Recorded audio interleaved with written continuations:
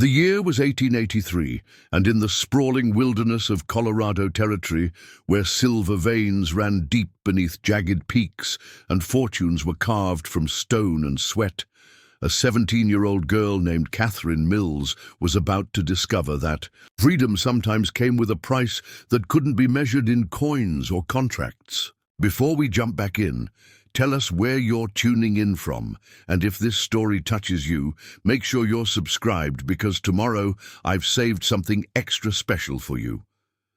Her story began not with hope, but with the kind of desperation that makes ordinary people do extraordinary things. It was a tale that would stretch across dusty mining camps through the sacred lands of the Comanche and into the heart of what it truly meant to be free. But to understand how Catherine Mills came to stand at the center of a transaction that would change 3 lives forever, we must first journey back to where it all began, in a cramped cabin on the outskirts of Denver, where cruelty wore the mask of family and survival demanded sacrifices that no child should ever have to make. The cabin sat like a broken tooth against the Colorado landscape, its weathered pine boards gray from years of mountain storms and neglect. Smoke curled lazily from a crooked chimney, and the single window facing east was cracked in 3 places, held together by strips of cloth that had once been white, but were now the color of old coffee grounds. Inside, Catherine Mills knelt beside the iron stove, feeding kindling into the dying flames with hands that bore the calluses of someone twice her age. Her auburn hair was pulled back in a practical braid, and her dress, once blue, now faded to the color of winter sky, had been mended so many times that the original fabric was barely visible beneath the patches. The sound of heavy boots on the porch boards made her stomach clench. She knew that walk, knew the particular way the floorboards creaked under his weight, knew the pause he always made before the door to check if anyone was watching from the neighboring cabins scattered. Across the hillside, Marcus Brennan pushed through the door without knocking, because in his mind, everything in this cabin belonged to him. He was a man built like a bull, with thick shoulders and hands that could crush a beer bottle without trying. His face was weathered leather, marked by years of outdoor work and harder living, and his eyes held the flat, calculating look of someone who saw everything and everyone as a potential transaction. "Girl," he said, his voice carrying the authority he'd claimed over their lives 3 years ago when he'd married Catherine's mother. "Coffee." Catherine rose from the stove without a word, reaching for the tin pot that sat permanent vigil on the back burner. She'd learned not to speak unless spoken to directly, learned to make herself small and useful and invisible whenever possible. These were survival skills she'd developed the hard way, through trial and error that had left marks both visible and hidden. She poured the bitter brew into a chipped ceramic mug, his mug, the one with the handle that had been broken and reglued. So many times it looked like a spiderweb of brown lines. The coffee was weak because beans were expensive, and Marcus was careful with money, except when it came to the bottle of whiskey he kept hidden behind the loose board in the wall. "Weather's turning," Marcus said, settling his bulk into the chair that groaned under his weight. "Snow'll be here inside in a week." Catherine nodded, though he wasn't really talking to her. Marcus had a habit of thinking out loud, working through whatever schemes were turning in his head like a mill wheel grinding grain. She'd learned to listen carefully to these moments because they often contained information that would affect her life in ways she had no control over. "Winter means the high camps will close down," he continued, blowing steam off his coffee. "Men'll come down from the mountains looking for work, looking for warmth, looking for things they can't get up there in the snow." The way he said it made Catherine's skin crawl, though she couldn't have explained why. There was something in his tone, something that suggested he was thinking about more than just the seasonal migration of miners and loggers. Through the cracked window, she could see the sun beginning its descent behind the peaks, painting the sky in shades of copper and gold. Denver lay somewhere beyond those mountains, a growing city full of people who had money and dreams and choices. Sometimes, on clear days, she imagined she could see the smoke from all those chimneys, could picture the electric lights she'd heard. About, but never seen, her mother had promised they would go to Denver someday, back when promises still meant something. Back before the consumption took her voice and then her breath, leaving Catherine alone with a man who'd married for convenience and inherited a burden he'd never wanted. The door opened again, and Thomas Brennan stumbled in, carrying the smell of cheap whiskey and unwashed clothes. Marcus's son was 24 years old, but looked older, worn down by years of following his father's example and finding himself always a step behind. His hair was the color of dirty straw, and his face bore the weak chin and watery eyes of someone who'd never quite figured out how to be the man he thought he should be. "Pa," Thomas said, his words slightly slurred. "Talked to Charlie Morse down at the trading post. Says there's a man looking for workers, paying good money." Marcus's eyes sharpened with interest. "What kind of work? Mining outfit? Up in the San Juan Mountains? Fellow named Jeremiah Blackwood owns it. Charlie says he's always looking for hands, pays better than most." Catherine continued cleaning the few dishes they owned, but her ears were tuned to every word. The San Juan Mountains were wild territory, weeks of hard travel from anything resembling civilization. The kind of place where people went to disappear, either by choice or by circumstance. "Blackwood," Marcus repeated, rolling the name around like he was tasting it. "Heard of him. Runs a hard operation, but fair. Men respect him, even if they don't always like him." Charlie also said. Thomas hesitated, glancing at Catherine with an expression she couldn't quite read. "Said Blackwood's got other interests, besides mining." The temperature in the cabin seemed to drop 10 degrees. Marcus set down his coffee mug with deliberate care, and when he spoke, his voice carried a warning that made Thomas straighten up. "Despite his intoxication, what kind of interests? The kind that pays well for domestic help, girls who can cook and clean and keep house for the workers. Says he's got a contract system, pays good money up front." Catherine's hands stilled on the plate she was washing. Something cold and sharp twisted in her stomach, a premonition that felt like ice water in her veins. She'd heard whispers about contract work, about girls who disappeared into mining camps and logging operations and were never heard from again. Marcus was quiet for a long moment, and when Catherine risked a glance over her shoulder, she saw him studying her with the same expression he used when examining livestock at the market. It was a look that reduced her to a collection of assets and liabilities, a calculation of worth and usefulness. "How much money?" he asked finally. $500 up front for a 3-year contract. $500 was more money than Catherine had ever seen in one place. It was enough to buy land, enough to start a business, enough to solve every financial problem that had plagued their household since her mother's death. It was also, she realized with growing horror, enough to make her expendable. 3 years is a long time, Marcus said thoughtfully, but $500. He trailed off, doing calculations in his head that Catherine desperately didn't want him to complete. The wind picked up outside, rattling the loose boards and sending a chill through the gaps in the walls. Winter was coming, whether they were ready or not, and winter meant hunger and cold and the kind of desperation that made people do things they might not otherwise consider. Catherine had been living on borrowed time since her mother's death, existing in this cabin on the sufferance of a man who'd never pretended to love her. She'd known this day would come eventually, known that Marcus would find a way to turn her into profit rather than expense. She just hadn't expected it to happen so soon, or in such a final way. Where would she go? Marcus asked, and Catherine realized with a shock that he was talking about her as if she weren't standing right there in the same room. San Juan Mountains, like I said, place called Silverbrook. Blackwood's got a compound there, houses for the workers, everything they need to keep the operation running year-round. And transportation, Blackwood sends a wagon down every month or so, picks up supplies and new workers. Next one's due in about a week. Marcus nodded slowly, his decision already made, though he hadn't spoken it aloud yet. Catherine could see it in the set of his shoulders, in the way his eyes avoided hers when she turned to face him fully. "Girl," he said, finally acknowledging her presence, "you're 17 now, old enough to make your own way in the world."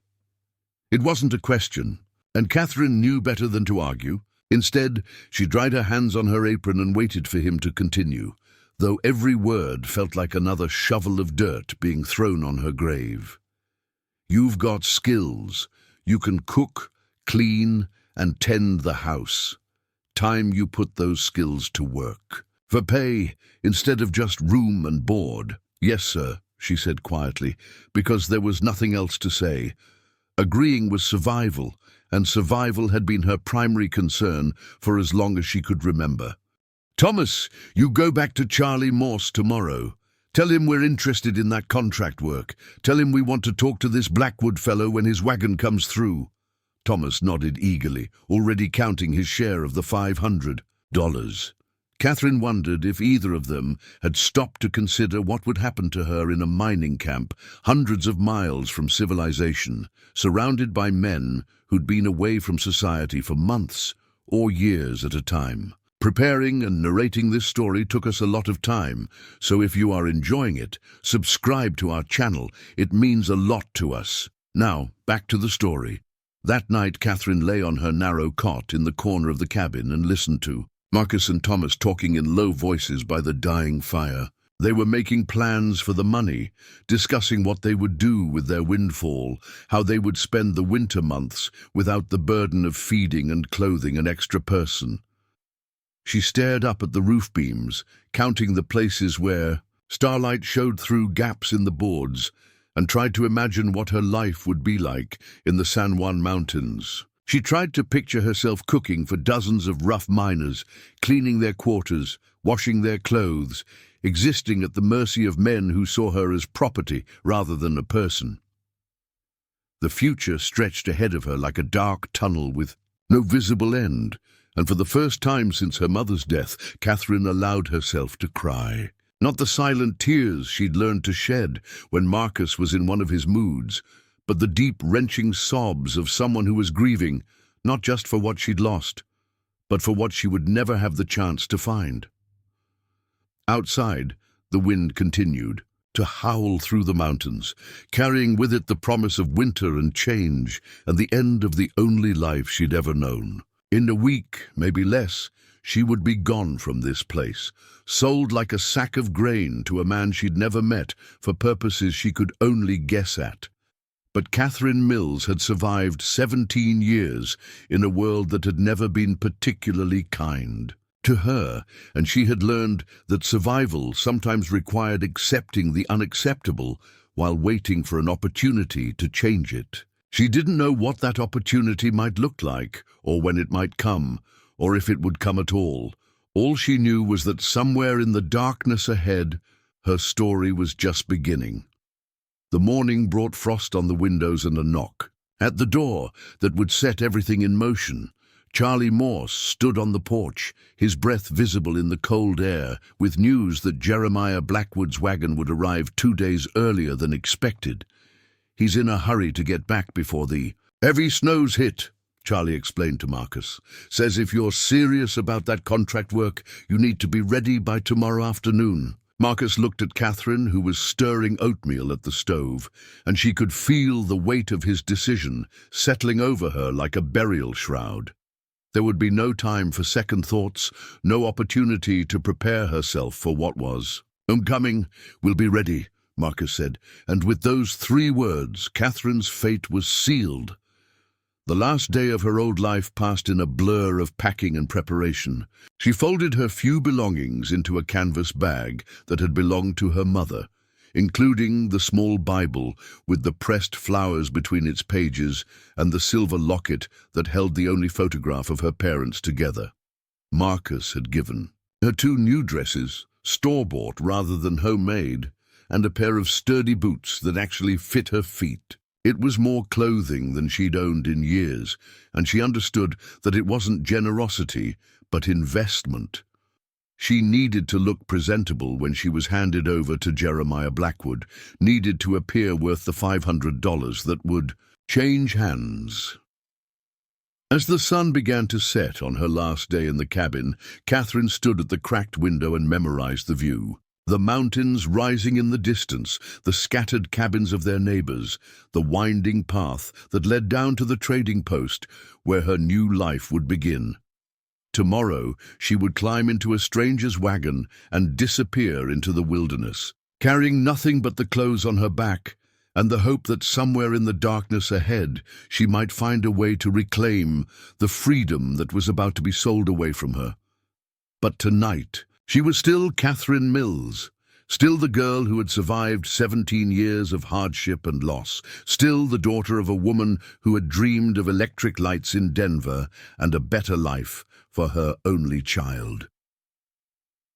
Tonight, she was still free to dream of what might have been, even as she prepared to face what would be. The wagon arrived with the sound of creaking leather and iron wheels grinding against stone, accompanied by the snorting of horses that had traveled hard roads for many days. Catherine heard it long before she saw it, the rhythmic clatter echoing off the canyon walls as it wound its way up the narrow path toward the trading post. She stood in the doorway of the cabin, her canvas bag clutched in both hands, watching as a cloud of dust announced the approach of the vehicle that would carry her away from everything she had ever known. The morning air was sharp with the promise of snow, and her breath formed small clouds that dissipated quickly in the thin mountain atmosphere.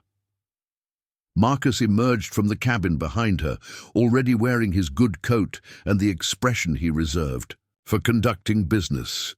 He had been up since before dawn, pacing the small room and muttering calculations under his breath, running his fingers through his thinning hair in a nervous gesture that betrayed his anxiety about the transaction ahead. "Remember what I told you," he said, his voice carrying the tone he used when giving orders rather than advice. "You keep your mouth shut unless someone asks you a direct question. You smile when you're supposed to smile, and you make it clear that you're grateful for this opportunity." Catherine nodded, though the word opportunity tasted like ashes in her mouth. She had spent the sleepless hours of the night thinking about what lay ahead, imagining scenarios that ranged from merely unpleasant to genuinely terrifying, and had come to the conclusion that her survival would depend entirely on her ability to adapt to circumstances she couldn't predict or control. The wagon that finally rounded the last bend in the path was larger than she had expected, pulled by 4 sturdy horses whose coats gleamed with good care despite the dust of travel. The driver was a weathered man in his 50s, with grey hair beneath a wide-brimmed hat and the kind of steady hands that spoke of decades spent managing difficult teams over treacherous terrain. But it was the passenger sitting beside him who commanded Catherine's immediate attention. Jeremiah Blackwood was not what she had pictured when she heard his name whispered in the trading post conversations. Instead of the grizzled mountain man she had expected, she found herself looking at a gentleman who would not have seemed out of place on the streets of Denver or Colorado Springs. He wore a dark wool coat that had been tailored to fit his tall, lean frame, and his boots were polished leather rather than the rough work boots favored by most men in this territory. His hair was silver at the temples, giving him a distinguished appearance that was enhanced by intelligent grey eyes that seemed to take in everything around him with the efficiency of a man accustomed to making quick assessments and quicker decisions. When he climbed down from the wagon, his movements were deliberate and graceful, suggesting a level of physical fitness that belied his apparent age. He removed his gloves with careful precision, tucking them into his coat pocket before turning his attention to Marcus, who had already started walking toward him with the eager gait of a man who smelled profit. "Mr. Brennan, I presume," Blackwood said, his voice carrying the cultured tones of someone who had received an education far from these mountains. "Charlie Morse tells me you have a worker interested in contract employment." "That's right," Marcus replied, extending his hand in, a gesture that was returned with a firm but brief handshake. "My stepdaughter Catherine. She's 17, healthy and trained in all the domestic arts, cooking, cleaning, mending, tending the sick when necessary." Catherine felt her cheeks burn as Marcus recited her qualifications like he was selling livestock. At market, but she forced herself to remain silent and composed. She had learned long ago that drawing attention to her discomfort only made situations worse, and this was definitely not the time to risk antagonizing the man who held her immediate future in his hands. Blackwood's eyes moved to Catherine, and she found herself subjected to a scrutiny that was thorough but not unkind. He studied her face, her posture, the way she held herself despite the obvious stress of the situation, and she had the unsettling impression that he was seeing far more than she intended to reveal. "Miss Mills," he said, addressing her directly for the first time, "I understand you're interested in employment at my operation in Silverbrook." The question was phrased as if she had a choice in the matter, as if this were a job interview rather than a transaction between two men who had already agreed on terms. Catherine appreciated the courtesy, even though they all knew it was largely ceremonial. "Yes, sir," she replied, keeping her voice steady and her eyes focused on a point just over his left shoulder. Direct eye contact with strange men was another thing Marcus had taught her to avoid, claiming it gave them ideas that could lead to complications. "The work is demanding," Blackwood continued, his tone neither encouraging nor discouraging. "The conditions are primitive compared to what you might be accustomed to in more settled areas. The men who work for me are generally decent, but they're isolated from civilization for months at a time, which can lead to tensions." Catherine nodded, though she wondered what exactly he meant by tensions and whether she really wanted to know the details. She suspected that life in a mining camp would involve challenges that no one was willing to discuss openly in present company.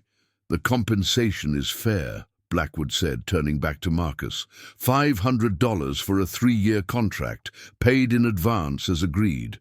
Room and board provided, along with basic necessities and medical care if required. Marcus's eyes lit up at the mention of payment, and Catherine could practically see him calculating how long $500 would last if he was careful with his spending.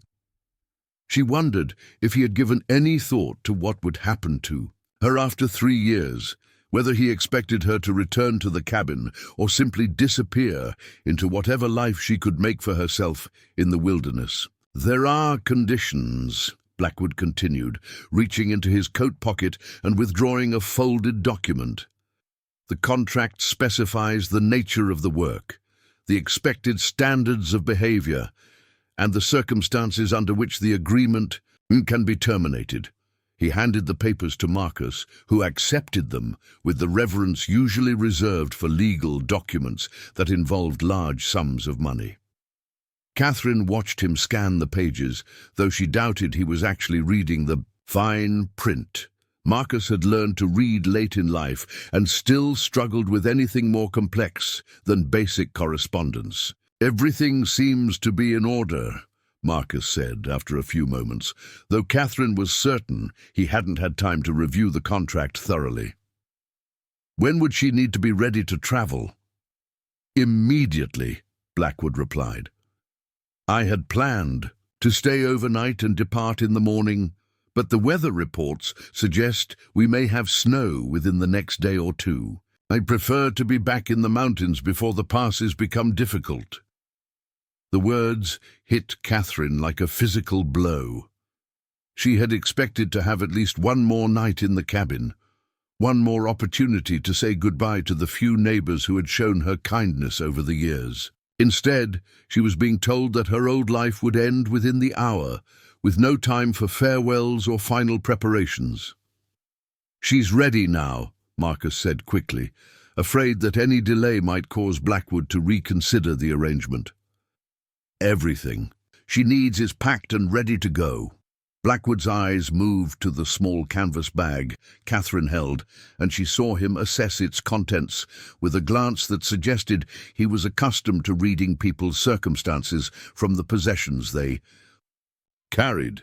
The bag contained everything she owned in the world, which wasn't saying much, and his expression suggested he understood exactly what that meant.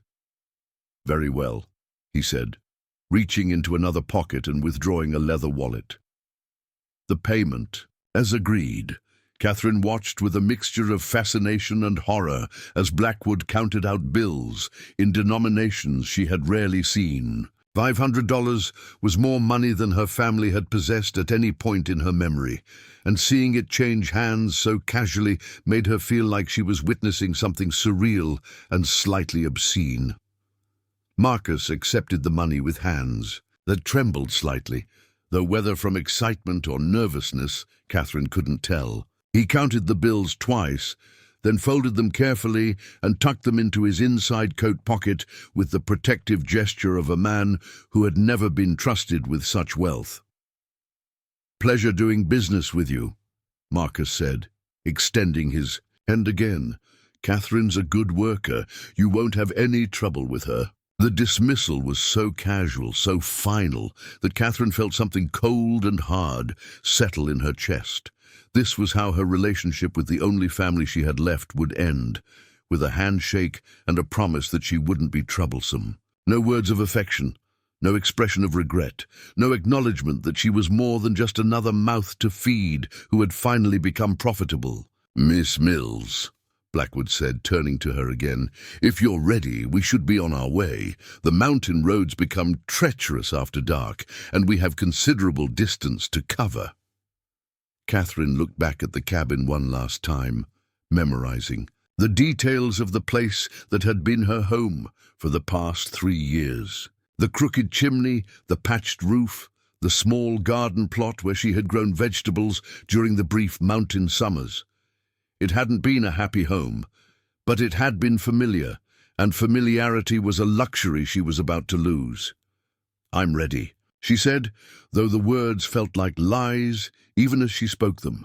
How could anyone be ready for such a complete transformation of their existence? The driver had been preparing the wagon while the business was conducted, checking harnesses and adjusting loads with the efficient movements of someone who had performed these tasks countless times. He was introduced as Samuel Creek, a man who had been working for Blackwood for over a decade and knew every mile of the route between Denver and Silverbrook. "Sam's probably traveled these mountains more than any white man alive," Blackwood said, as he helped Catherine climb into the back of the wagon, where space had been cleared among the supplies and equipment. "He knows every shortcut, every water source, every place to shelter if the weather turns bad." Catherine settled herself on a wooden crate that had been padded with a folded blanket, trying to find a comfortable position among the various boxes and barrels that filled the wagon bed. There were supplies for the mining operation, tools, food, medical equipment, and other necessities that couldn't be obtained in the remote mountain locations where Blackwood's men worked. As the wagon began to move, Catherine turned for a final look at Marcus, who stood in front of the cabin watching their departure with an expression of satisfaction that made her stomach turn. He had solved his financial problems and eliminated an unwanted responsibility in a single transaction, and his posture suggested he felt quite pleased with his business acumen. Thomas emerged from the cabin as they pulled away, raising his hand in a casual wave that Catherine didn't return. He would benefit from her sale as much as his father, and she saw no reason to pretend that their relationship had been anything more than an arrangement of convenience. The trading post came into view as they rounded the first bend, and Catherine saw Charlie Morse standing outside his establishment, watching the wagon pass with the kind of interest that suggested he was already calculating his commission from facilitating the deal. Several other men stood nearby, and she could see them talking among themselves as the wagon rolled past, no doubt discussing the transaction that had just taken place. News travelled fast in small communities, and by evening, everyone within 20 miles would know that Marcus Brennan had sold his stepdaughter to Jeremiah Blackwood for $500. Some would disapprove, others would understand the economic necessities that had driven the decision, but none would be surprised. Girls in Catherine's position had limited options, and contract work was often the only alternative to destitution. As the trading post disappeared behind them and the wagon began climbing the winding path that led deeper into the mountains, Catherine felt the last threads connecting her to her old life stretching and finally snapping.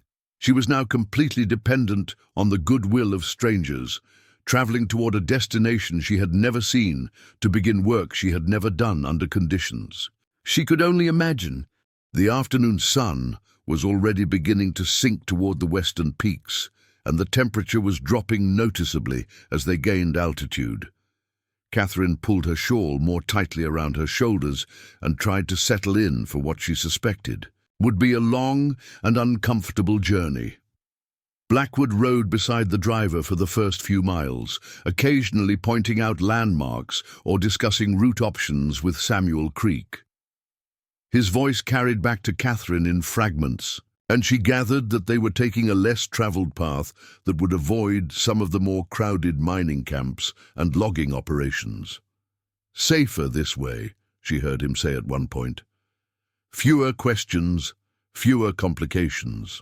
Catherine wondered what kind of complications he was referring to, and whether they involved her specifically or were simply a general precaution he took when transporting new workers to his operation. She was beginning to understand that there were aspects of this arrangement that hadn't been discussed in front of Marcus, details that would only become clear once they reached their destination.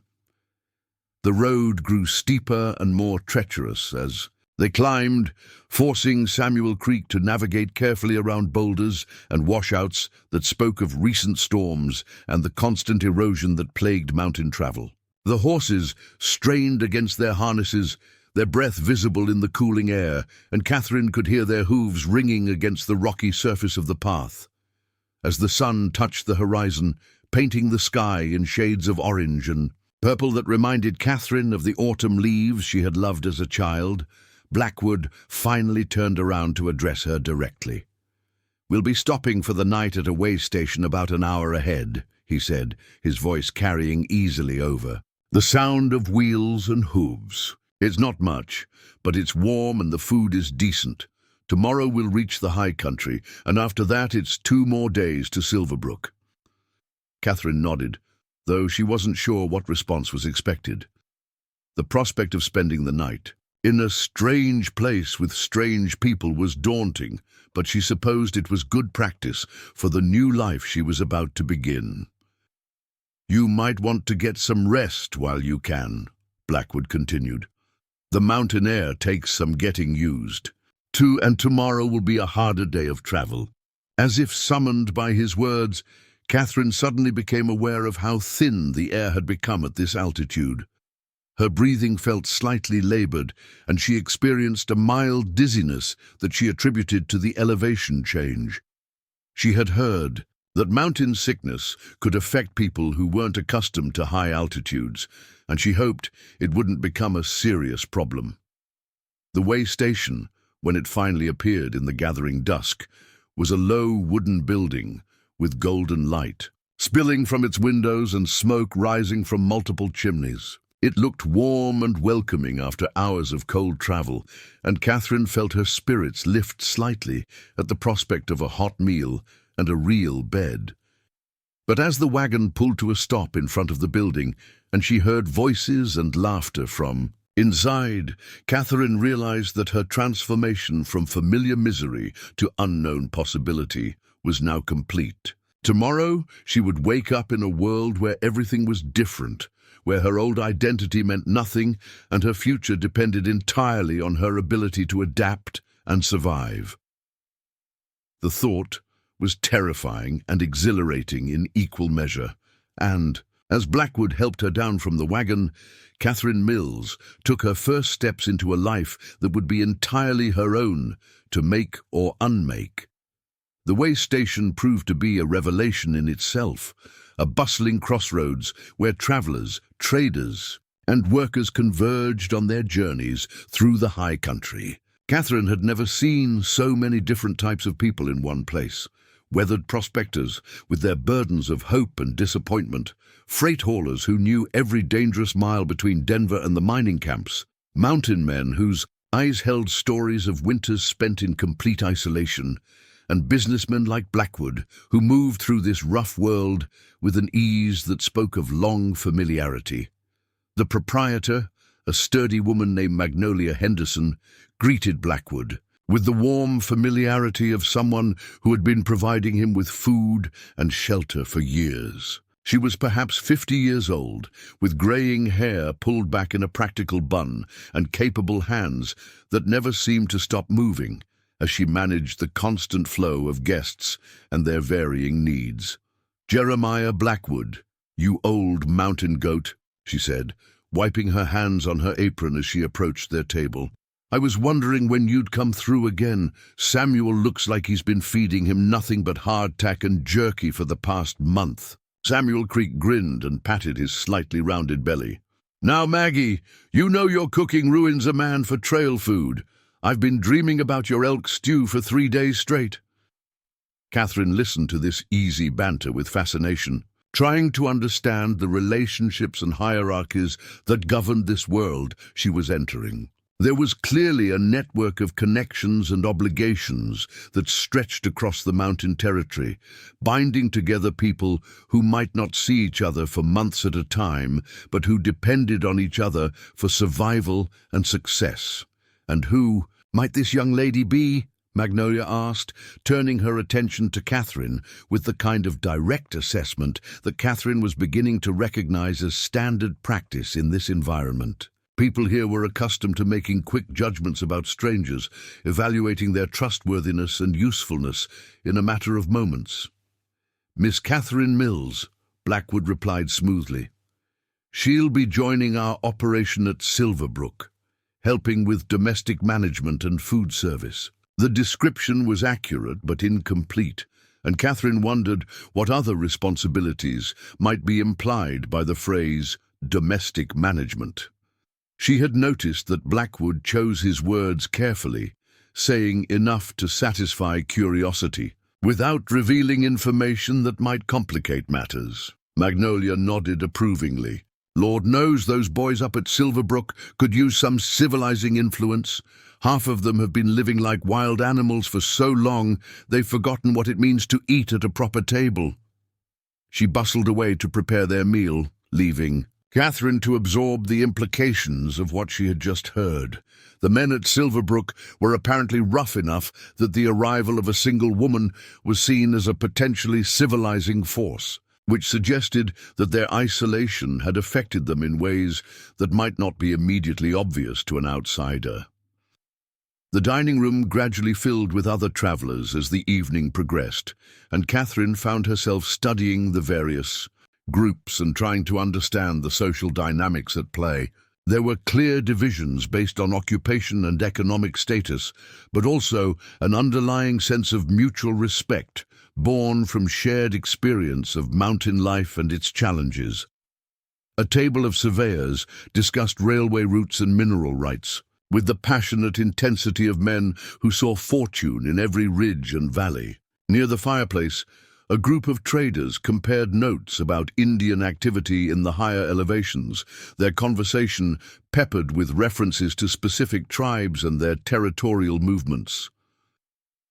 It was during this discussion that Catherine first heard mention of Comanche presence in the San Juan Mountains, information that made her stomach tighten with a new kind of anxiety.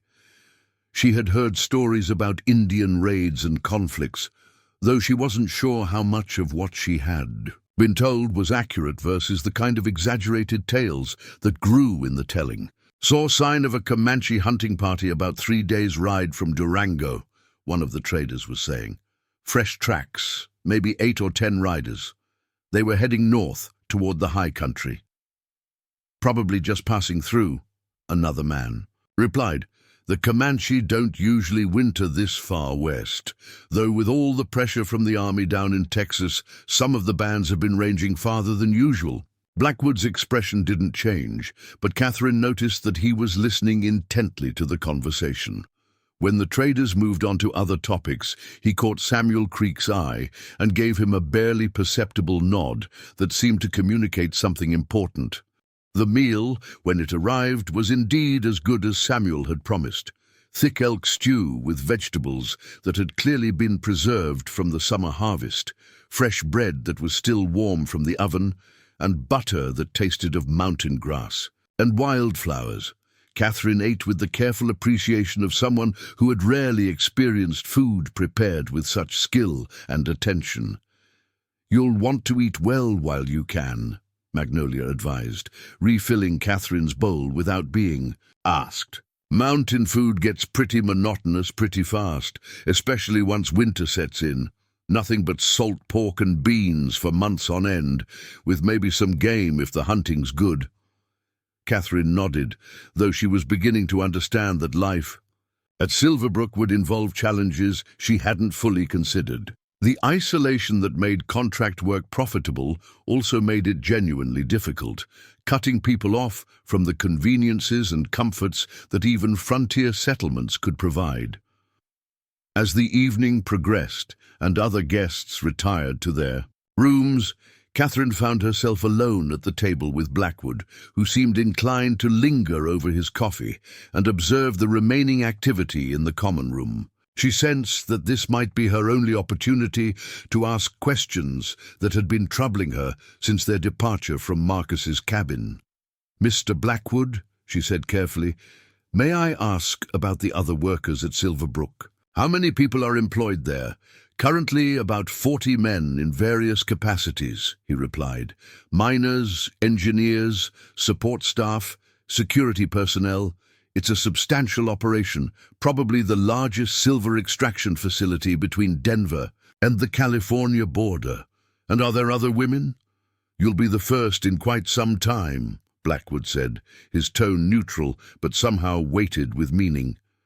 The previous domestic manager left rather suddenly about 6 months ago. Since then, the men have been managing their own cooking and cleaning with predictably poor results. Catherine felt a chill that had nothing to do with the mountain air. The phrase "left rather suddenly" could mean many things, not all of them. Unpleasant, and she wondered what circumstances had prompted the departure of her predecessor. "Why did she leave?" Catherine asked, trying to keep her voice casual despite the anxiety that was building in her chest. Blackwood studied her for a long moment before answering. "Mountain life isn't for everyone, Miss Mills. Some people find the isolation challenging. Others discover that they're not as well suited to frontier conditions as they initially believed." It was a diplomatic answer that revealed nothing while acknowledging her concerns, and Catherine realized that she wasn't going to get more specific information about what had happened to the previous woman. She would have to discover for herself what dangers and difficulties awaited her at Silverbrook. "I should mention," Blackwood continued, "that part of your responsibilities will involve maintaining supplies and equipment for trading purposes. We occasionally conduct business with various Indian tribes in the region, exchanging manufactured goods for information about mineral deposits and safe passage through territorial boundaries." This was the first Catherine had heard about Indian trading, and she felt her anxiety level rise another notch. The stories she had heard about interactions between whites and Indians rarely ended well for anyone involved, and the idea of being present during such negotiations was deeply unsettling. "What kind of trading?" she asked. "Nothing dramatic," Blackwood assured her. "Blankets, tools, sometimes weapons or ammunition. The local tribes are generally practical about maintaining peaceful relationships with established operations like ours. It's better business for everyone involved." Catherine nodded, though she suspected there were complexities to Indian relations that Blackwood wasn't discussing. The conversation she had overheard earlier suggested that tribal movements in the region were being watched carefully, which implied a level of tension that went beyond simple commercial transactions. The next morning brought clear skies and bitter cold, with frost covering every surface and breath forming clouds that lingered in the still air. Catherine woke in a small but clean room that Magnolia had provided, feeling more rested than she had expected given the stress and uncertainty of her situation. The final 2 days of travel proved to be the most challenging as they climbed steadily into the high country, where the air grew thinner and the landscape became increasingly wild and forbidding. The road, such as it was, turned into little more than a narrow track that wound between towering peaks and across exposed ridges where the wind cut through clothing like a blade. Catherine learned to brace herself against the constant jolting of the wagon as Samuel Creek navigated around obstacles and washouts, and she developed a grudging admiration for the skill required to bring a loaded wagon through such treacherous terrain. The horses strained against the grade, their breath forming clouds in the cold air, and she could see why Blackwood was concerned about being caught in this country by early snow. On the second day, they encountered their first evidence of mining activity, abandoned prospect holes and the remnants of camps where hopeful miners had spent weeks or months searching for the silver that would make their fortunes. Most had found nothing and moved on, leaving behind only scars on the landscape, and the occasional piece of equipment too heavy or worthless to carry away. For every successful operation like Silverbrook, Blackwood explained, there are probably 50 failures, men who spent everything they had chasing dreams that turned into nightmares. Catherine could see the truth of his statement in the abandoned camps and broken equipment scattered across the mountainsides. The pursuit of mineral wealth had brought thousands of people into this harsh country, but only a few had found what they were looking for. As they climbed higher, the vegetation began to change, shifting from the pine and aspen forests of the lower elevations to the stark beauty of the alpine zone, where only the hardiest plants could survive the short-growing seasons and brutal winters. The landscape became increasingly dramatic, with jagged peaks rising like cathedral spires against the clear blue sky. It was in this setting that Catherine caught her first glimpse of Silverbrook, nestled in a valley between two towering ridges, like a collection of toys scattered across the floor of a giant's room. Even from a distance, she could see that it was larger and more organized than she had expected, with multiple buildings arranged in a logical pattern and smoke rising from several chimneys. "There it is," Samuel Creek said, pulling the horses to a halt at a viewpoint that provided a panoramic view of the entire operation. Jeremiah's kingdom in the clouds. Catherine stared down at the cluster of buildings that would be her home for the next 3 years, trying to identify the various structures and understand how the community was organized. There was clearly a main building that was larger than the others, probably housing offices and common facilities, surrounded by smaller structures that were likely dormitories and workshops. What struck her most forcefully was the complete isolation of the place. They were surrounded by wilderness in every direction, with no visible connection to the outside world, except the narrow track they had just traveled. If something went wrong, if she was mistreated or decided she couldn't tolerate the conditions, there would be no easy escape from this remote valley. The main building houses the offices, dining hall, and better quarters for senior staff, Blackwood explained, following her gaze. The smaller buildings are dormitories for the workers, workshops, storage facilities, and so forth. Your quarters will be in the main building, close to the kitchen and dining areas. Catherine nodded, though she was more interested in the people she could see moving around the settlement. Even from this distance, they looked rough and work-worn. Men who had been shaped by hard labor and harsh conditions into something different from their civilized counterparts. "How often do supply wagons make the trip?" she asked, suddenly realizing the implications of their isolation.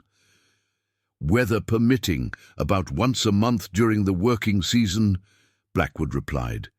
"During winter, we're essentially cut off until spring. That's why it's important to have skilled people who can handle any situation that might arise." The wagon began its final descent into the valley, and Catherine felt her stomach tighten with nervous anticipation. In a few minutes, she would be face to face with the men who would be her companions and colleagues for the foreseeable future, and she had no idea what kind of reception to expect. As they drew closer to the buildings, Catherine could see workers stopping their activities to watch the wagon's approach. Word of their arrival had clearly spread through the community, and she suspected that her presence would be the subject of considerable interest and speculation. The wagon rolled to a stop in front of the main building, and Catherine found herself looking up at a structure that was more substantial than she had expected. Built of local stone and timber, it rose 3 stories above the valley floor and looked like it could withstand the worst weather the mountains could deliver.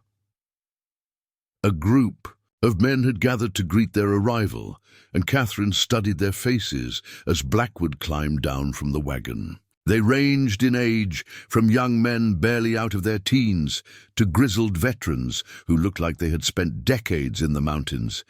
But they all shared the lean, weathered appearance of men who worked hard and lived simply. Their expressions, as they looked at Catherine, were curious but respectful, and she felt some of her anxiety ease as she realized that their interest seemed genuinely welcoming rather than predatory. These were men who had been living without female companionship for months, but they appeared to understand the importance of maintaining proper behavior. "Gentlemen," Blackwood said, addressing the assembled group with the authority of someone accustomed to command, "I'd like you to meet Miss Catherine Mills, who will be taking over domestic management and food service operations. I trust you'll extend her every courtesy and cooperation." There was a murmur of acknowledgement from the group, and several men touched their hats in a gesture of respect that reminded Catherine of the better aspects of frontier courtesy. Whatever challenges awaited her at Silverbrook, it appeared that she would at least be treated with basic civility.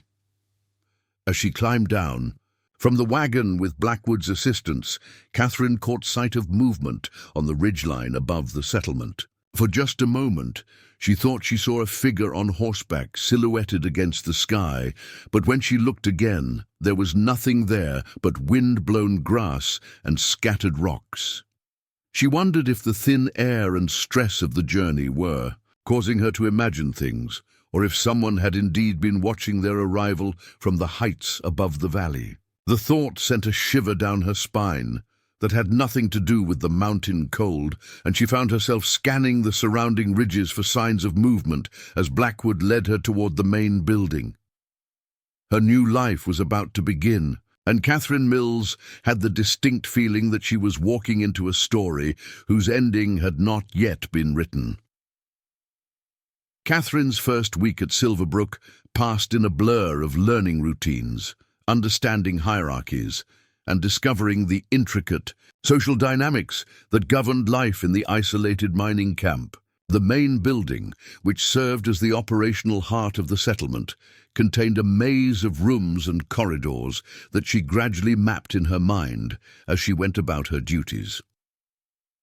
Her quarters occupied a small but well-appointed room on the second floor, with a window that offered views of the surrounding peaks and the constant activity in the valley below. The room came furnished with a proper bed, a washstand, a writing desk, and even a small bookshelf that contained an eclectic collection of volumes left behind by previous occupants.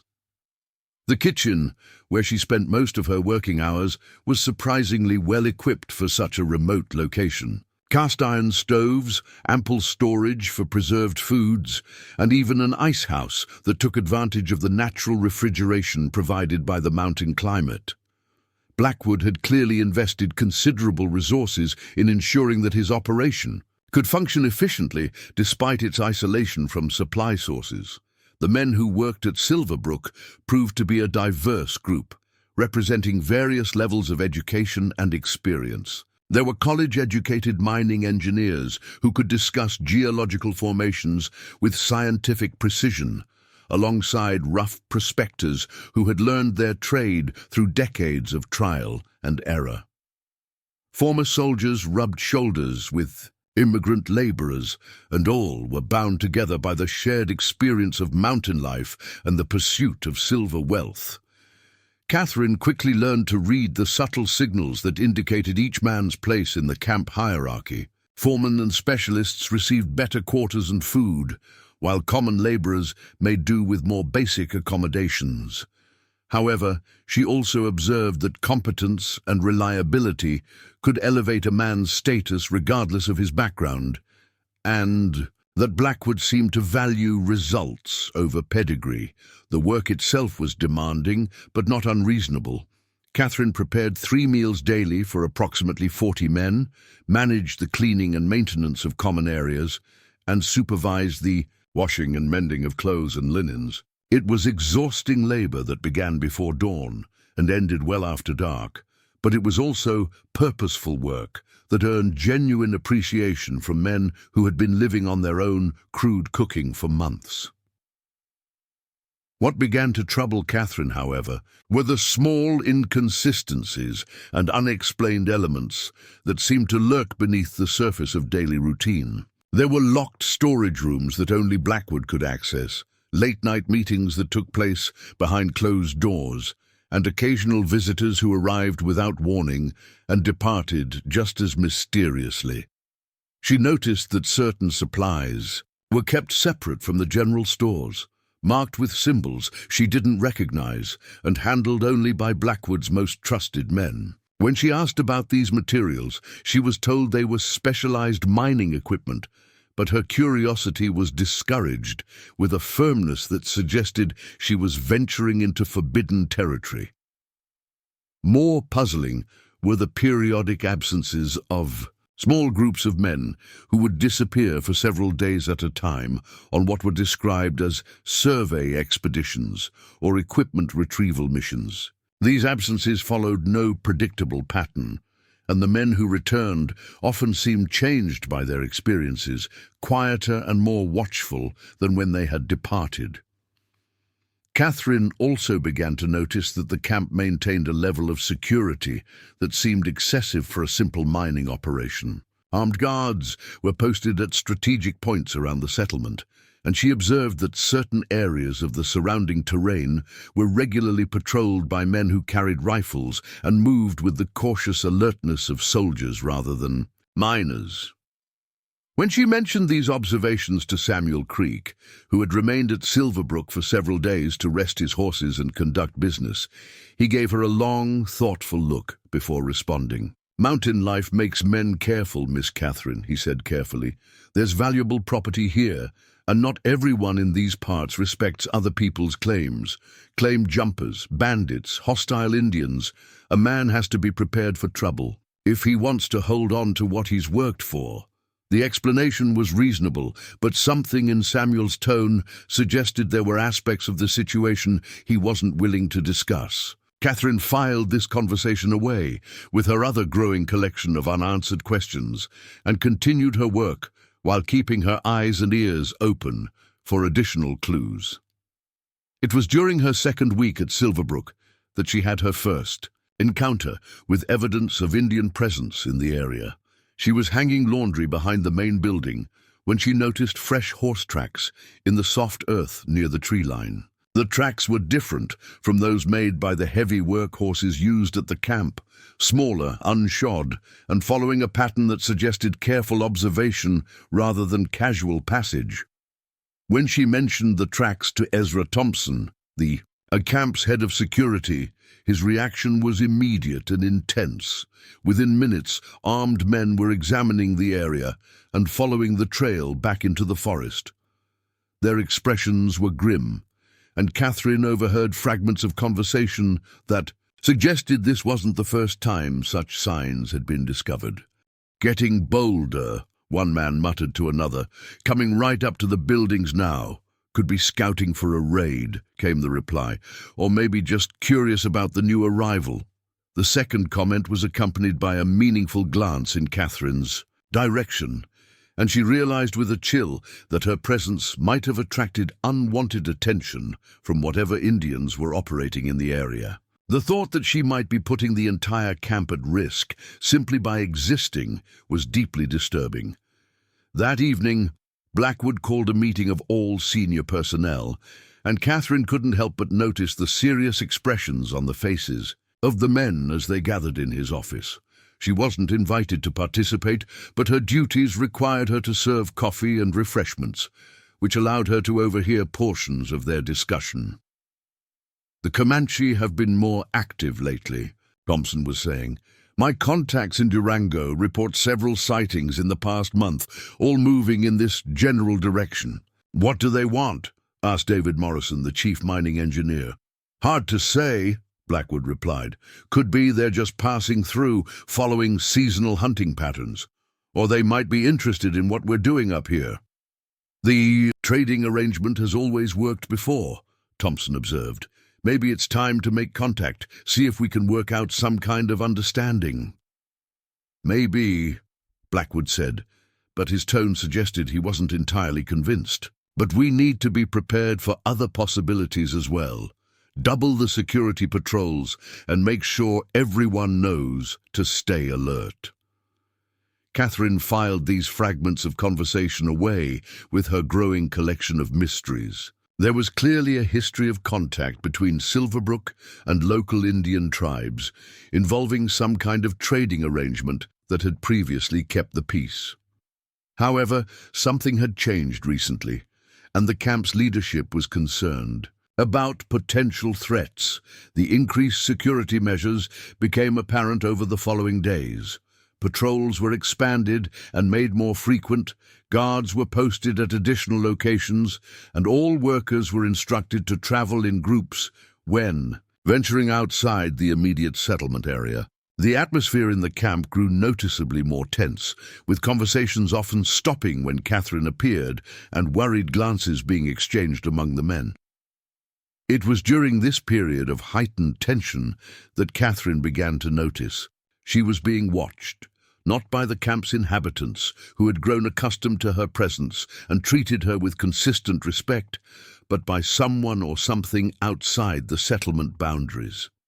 She would catch glimpses of movement on the surrounding ridges, see brief reflections of sunlight off metal or glass, and occasionally hear sounds from the forest that didn't match the normal patterns of wildlife activity. The feeling of being observed was particularly strong when she was working alone, hanging laundry or tending the small garden that provided fresh vegetables for the kitchen. During these solitary moments, she often had the distinct impression that eyes were watching her every movement, studying her habits and routines with an intensity that made her skin crawl. She tried to convince herself that she was imagining things, that the stress and isolation of mountain life were making her paranoid. But the feeling persisted and even grew stronger, until she found herself constantly glancing over her shoulder and hurrying through tasks that required her to work outside the main buildings. One afternoon, while gathering firewood near the edge of the forest, Catherine heard the unmistakable sound of a horse moving through the trees nearby.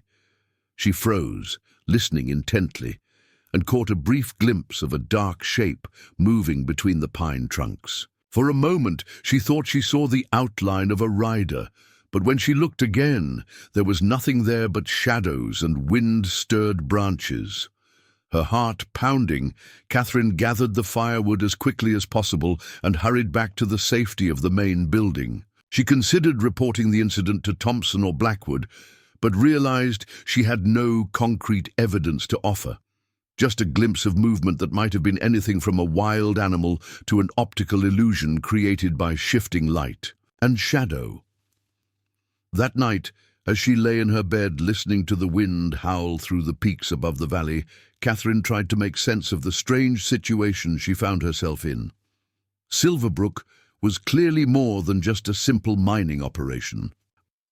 There were layers of complexity and hidden agendas that she was only beginning to glimpse. The increased security, the mysterious trading arrangements with Indians, the locked storage rooms and secretive meetings all pointed to activities that went beyond the extraction of silver ore. More troubling was the growing certainty that she was being watched by someone outside the camp, someone who seemed particularly interested in her movements and activities. Whether this attention was benign curiosity or something more sinister, she had no way of knowing. But the feeling of being studied like a specimen in a jar was becoming increasingly difficult to ignore. Catherine also began to wonder about her predecessor, the previous domestic manager who had left rather suddenly, according to Blackwood's carefully neutral description. What had prompted that woman's departure? Had she encountered the same mysterious watchers and unexplained activities that were now troubling Catherine? And if so, what had been the final straw that convinced her to abandon her contract and flee into the wilderness? These questions multiplied rather than resolved as the days passed, creating a growing sense of unease that affected Catherine's sleep and concentration.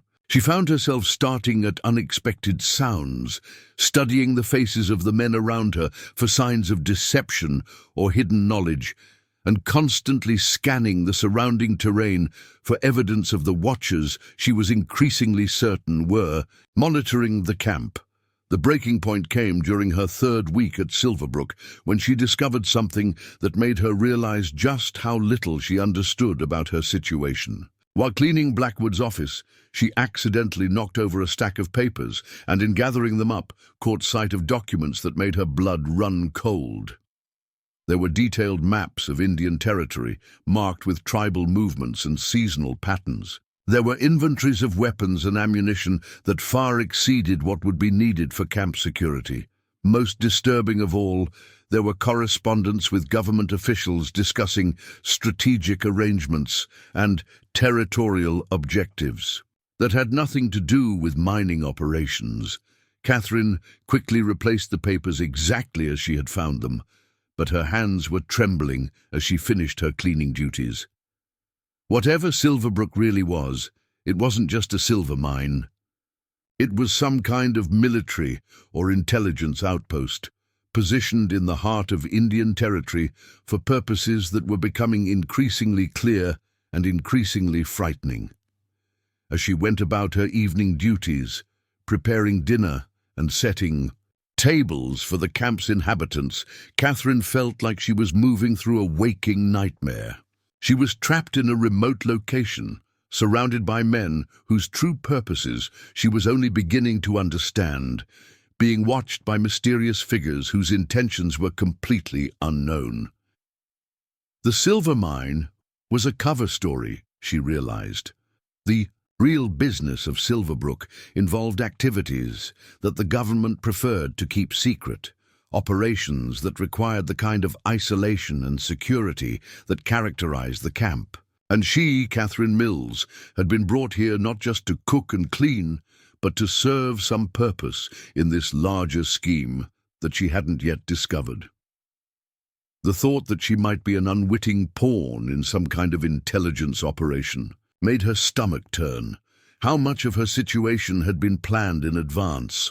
Had Marcus been contacted specifically because they needed someone with her particular background and circumstances?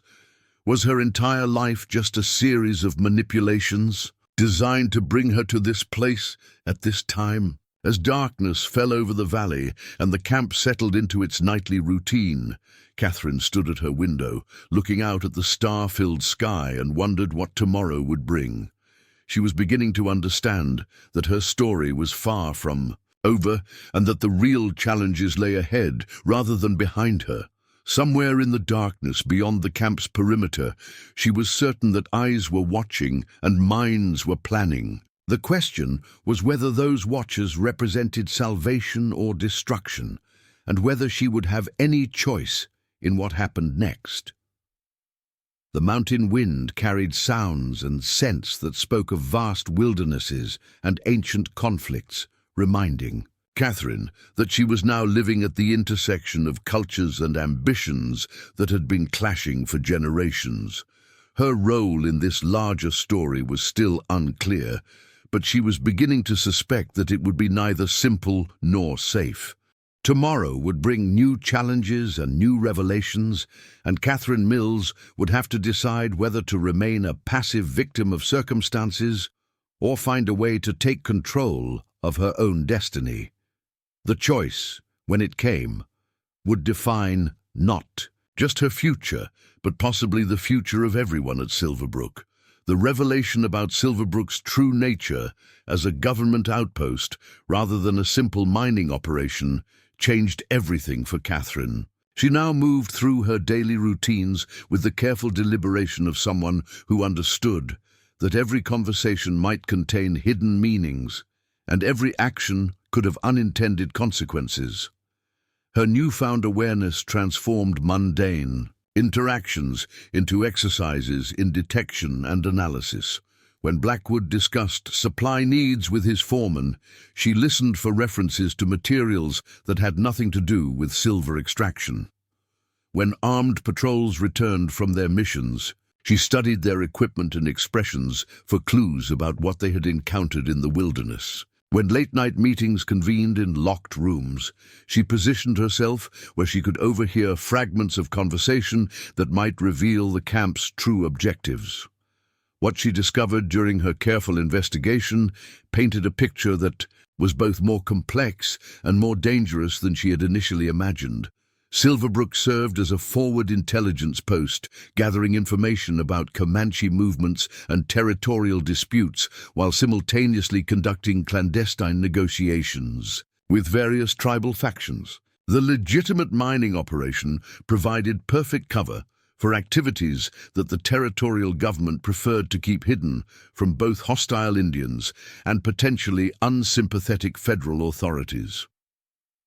The weapons stockpiles she had glimpsed in the locked storage rooms were intended not just for defense, but for distribution to friendly tribal groups who could be persuaded to provide intelligence about their enemies. The mysterious supply shipments that arrived without fanfare contained not mining equipment, but specialized communications gear, surveying instruments, and trade goods specifically selected to appeal to Indian sensibilities. Most disturbing of all, Catherine began to understand that her own presence at Silverbrook served a purpose beyond domestic management. Young white women were valuable commodities in the complex negotiations between government agents and tribal leaders, representing opportunities for alliance building through marriage arrangements that could secure peace treaties and territorial agreements.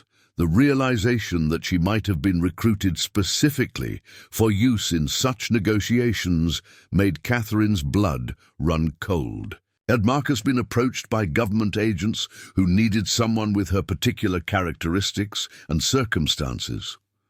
Was her entire situation the result of careful planning by people who saw her as a useful tool rather than a human being? With rights and desires of her own, these disturbing thoughts occupied Catherine's mind as she went about her work, but she was careful to maintain the appearance of innocent ignorance while she gathered additional information. She had learned that survival often depended on understanding situations more thoroughly than others realized, and she was determined to discover the full scope of what was planned for her before circumstances forced her hand. Her investigation received an unexpected boost when she discovered a cache of documents hidden behind a loose board in the storage room where extra blankets and linens were kept. The papers, wrapped in oiled cloth to protect them from moisture, contained detailed correspondence between Blackwood and territorial officials discussing what they termed diplomatic initiatives with local Comanche bands. The letters revealed that negotiations had been ongoing for several months, with Silverbrook serving as a neutral meeting ground where representatives from both sides could conduct business without the suspicion that would accompany more formal governmental contacts. The mining operation provided a legitimate reason for maintaining a significant presence in the region, while offering valuable trade goods that could cement relationships with tribal leaders. What made Catherine's hands tremble as she read these documents was the repeated references to incentive packages and relationship development opportunities that clearly referred to her own situation. One letter, dated just 2 weeks before her arrival at Silverbrook, explicitly discussed the value of having appropriate female personnel available to facilitate negotiations with Comanche leaders who might be interested in establishing kinship ties with American authorities. The correspondence also revealed that the previous domestic manager hadn't simply left Silverbrook. She had been traded to a Kiowa chief as part of a peace agreement that had subsequently fallen apart when the chief was killed in a dispute with rival tribal factions. Her sudden departure had actually been a calculated diplomatic gesture that had ultimately failed to achieve its intended objectives. Catherine carefully replaced the documents exactly as she had found them, but her mind was reeling with the implications of what she had discovered. She was being groomed for use in similar negotiations, prepared for potential transfer to Comanche leadership as part of whatever agreements Blackwood was trying to arrange. The comfortable quarters, the respectful treatment from the camp's inhabitants, even the gradual introduction to mountain life. All of it was preparation for a future that had been planned without her knowledge or consent. The knowledge that she was essentially livestock being prepared for trade filled Catherine with a rage that was tempered by the practical understanding that emotional outbursts would only worsen her situation. Instead, she channeled her anger into a cold determination to understand every aspect of her circumstances and identify any opportunities for escape or resistance that might present themselves. Her investigation took on new urgency when she realized that the watchers she had sensed in the surrounding forest were likely Comanche scouts, studying the camp and its inhabitants in preparation for formal negotiations. The increased security measures, the nervous conversations among the camp's leadership, and the careful monitoring of her own activities all suggested that contact between the two sides was imminent.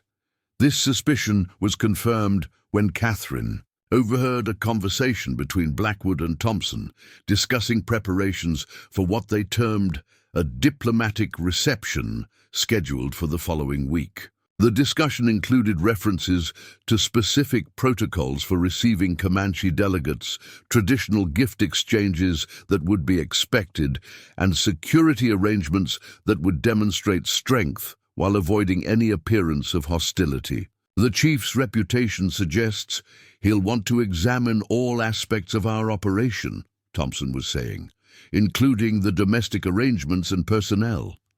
That's precisely why Miss Mills needs to be properly prepared, Blackwood replied. First impressions will be crucial to the success of these negotiations.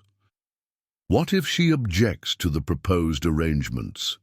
She won't be given that option, Blackwood said with a finality that made Catherine's stomach clench. The territorial government has invested too much in this initiative to allow personal preferences to interfere with strategic objectives. Catherine hurried away from the door before she could be discovered eavesdropping, but her mind was racing with the implications of what she had heard. The Comanche delegation was expected within days, and she was clearly intended to play a central role in whatever agreements were being negotiated. Her opinion about these arrangements was considered irrelevant, and resistance would apparently not be tolerated.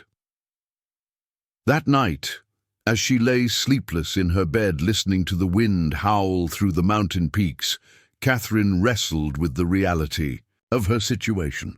She was trapped in a remote location, surrounded by armed men who saw her as a valuable commodity rather than a person. Escape into the surrounding wilderness would likely mean death from exposure or starvation, even if she could evade the patrols that monitored the camp's perimeter. Yet the alternative, passive acceptance of whatever fate Blackwood and his government sponsors had planned for her, was equally unacceptable. She had survived 17 years of hardship and loss by refusing to surrender her sense of self-worth, and she wasn't prepared to abandon that principle now, regardless of the consequences. The solution, when it came to her, was both desperate and potentially brilliant. If she was to be traded to Comanche leadership anyway, perhaps she could find a way to influence the terms of that transaction. Instead of being a passive victim handed over by American negotiators, she might be able to present herself as someone choosing her own path for her own reasons. The distinction was subtle, but potentially crucial. A woman given as tribute might be treated as property, with her value determined entirely by the political advantages she represented. But a woman who chose to leave American society for life among the Comanche might be viewed differently, particularly if she could demonstrate useful skills and genuine respect for tribal customs. Catherine's knowledge of domestic arts, her experience with hardship and survival, and her obvious intelligence might make her valuable to Comanche leadership in ways that went beyond simple diplomatic symbolism. If she could somehow make contact with the approaching delegation before the formal negotiations began, she might be able to establish a relationship based on mutual benefit rather than political necessity. The plan was dangerous and depended on circumstances she couldn't control, but it offered the possibility of agency in a situation where she currently had none. Rather than waiting to be traded like a sack of grain, she could attempt to negotiate her own future with people who might value her contributions more than her symbolic importance. The first step would be finding a way to make contact with the Comanche scouts who were undoubtedly monitoring the camp.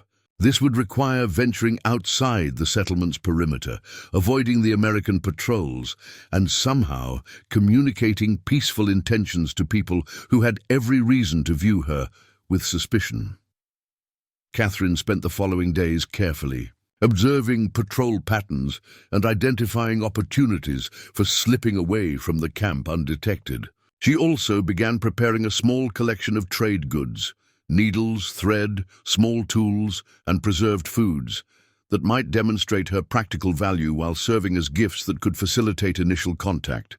The opportunity she had been waiting for came when Samuel Creek announced his intention to depart Silverbrook for the return journey to Denver. His wagon would provide excellent cover for her own departure from the immediate camp area, and the distraction of his preparations would occupy the attention of guards and administrators who might otherwise notice her absence. On the morning of Samuel's departure, Catherine volunteered to help load supplies and bid farewell to the man who had become something of a friend during his extended stay at the camp.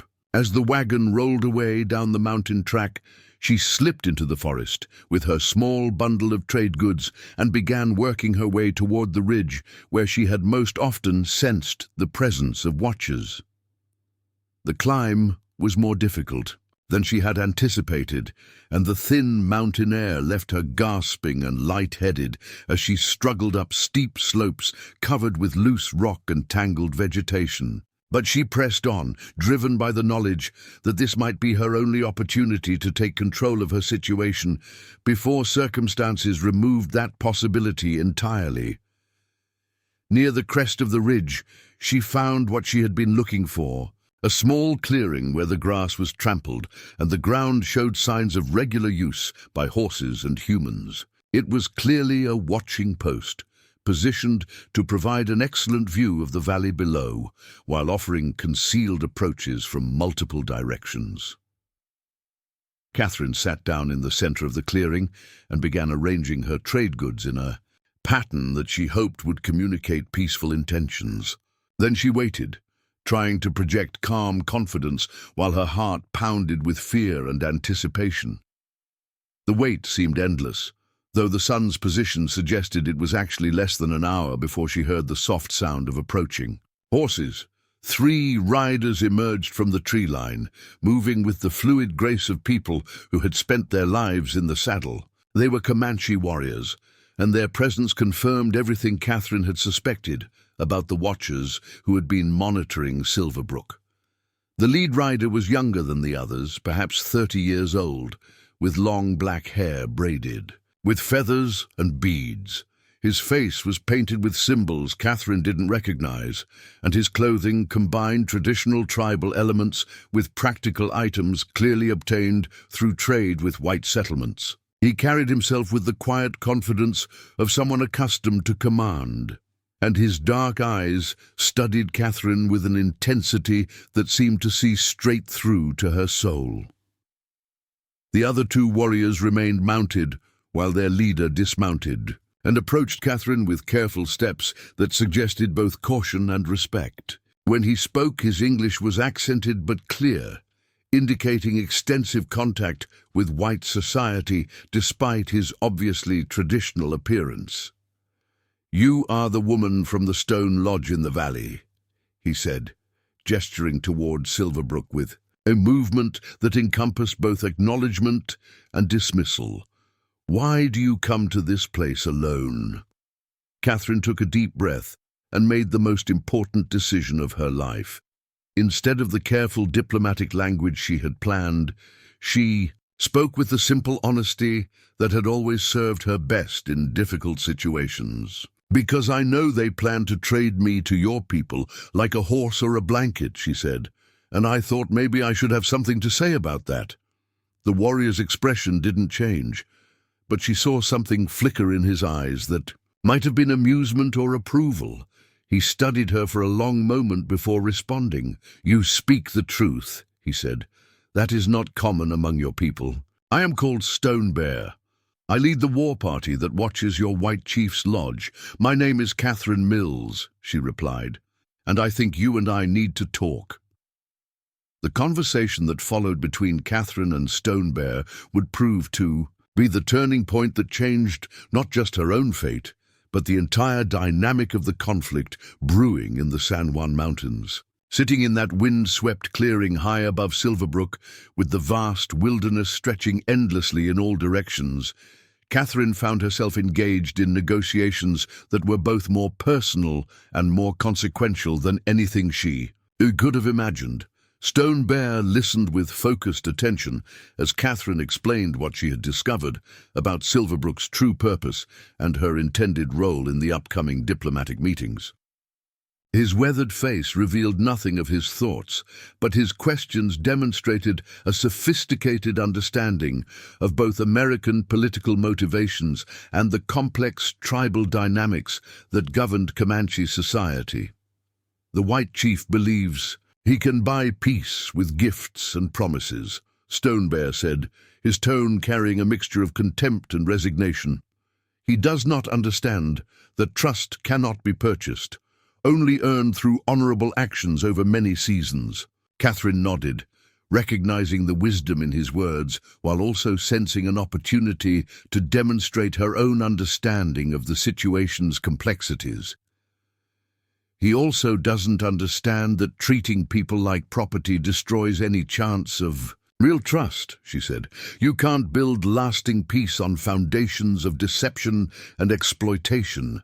Yet you come here offering yourself as—" "What?" Stone Bear asked, his dark eyes studying her with renewed intensity. "Another form of trade? A different kind of gift?" "No," Catherine said firmly.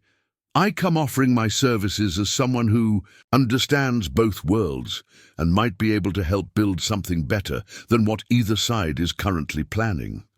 She gestured toward the trade goods she had arranged between them. "These are not payment or tribute. They're examples of skills I possess that might be valuable to your people. I can sew, cook, preserve food, tend the sick, teach children to read and write in English. I understand how white society works, what motivates government officials, how business is conducted in settlements and cities. Stone Bear picked up one of the needles Catherine had brought, examining its fine craftsmanship with the appreciation of someone who understood the value of quality tools. "And what would you want in return for these services?" "Freedom," Catherine said simply. "The chance to choose my own path instead of having my life decided by men who see me as a commodity. The opportunity to be judged by what I can contribute rather than what I represent politically."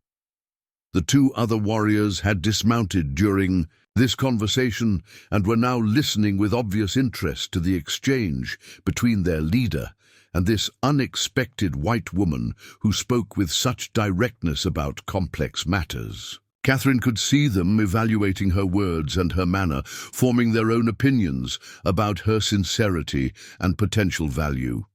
"Freedom is not something one person can give to another," Stone Bear observed. "It must be claimed and defended by those who desire it. What makes you think you are strong enough to live freely among the Comanche?" Catherine considered the question carefully before responding. "I've survived 17 years in a world that never wanted me," she said. "I've lived through hunger, cold, abuse, and loss, without surrendering my sense of who I am. I've learned to be useful without becoming servile, to be strong without becoming hard. If those qualities aren't enough for life among your people, then at least I'll have tried something other than passive acceptance of whatever fate others choose for me." Stone Bear was quiet for several minutes, studying Catherine with an intensity that seemed to penetrate not just her words, but her very soul. When he finally spoke, his tone had shifted subtly, carrying a note of respect that hadn't been present earlier.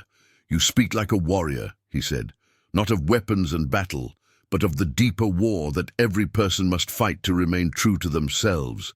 This is a quality my people value, especially in difficult times." He gestured toward the valley below, where Silverbrook sat like a cluster of toys among the towering peaks. "The White Chief's plans will fail, whether you participate in them or not. His government promises what it cannot deliver, and his gifts cannot compensate for the lands and freedoms that have already been taken from my people. War will come, and when it does, those who trusted in white promises will find themselves betrayed." Catherine felt a chill that had nothing to do with the mountain air. "What kind of war?" "The kind that leaves no neutrals," Stone Bear replied grimly. "The territorial government grows impatient with negotiation and compromise.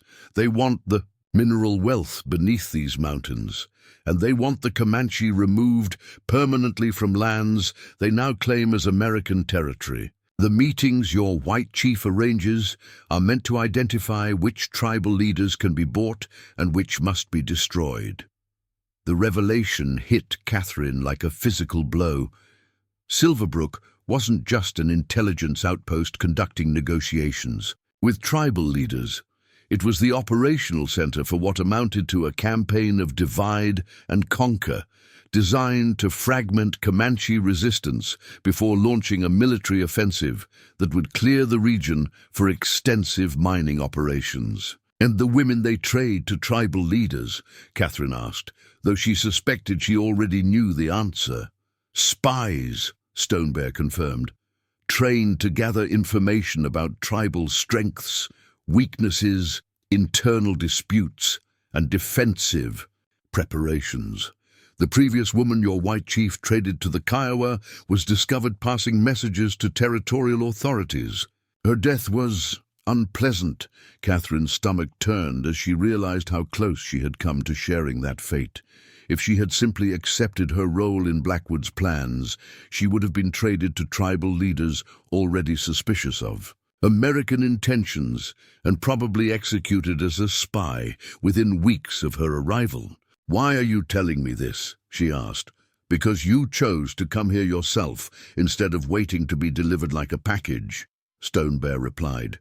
"Because you speak honestly about difficult truths instead of hiding behind polite lies. Because my people need allies who understand both worlds, not enemies who pretend to be friends." He stood and walked to the edge of the clearing, looking down at Silverbrook with an expression that suggested he was making calculations about strategy and timing. When he turned back to Catherine, his decision was clear in his voice. "I will make you an offer," he said. "Come with us now willingly and learn the ways of the Comanche.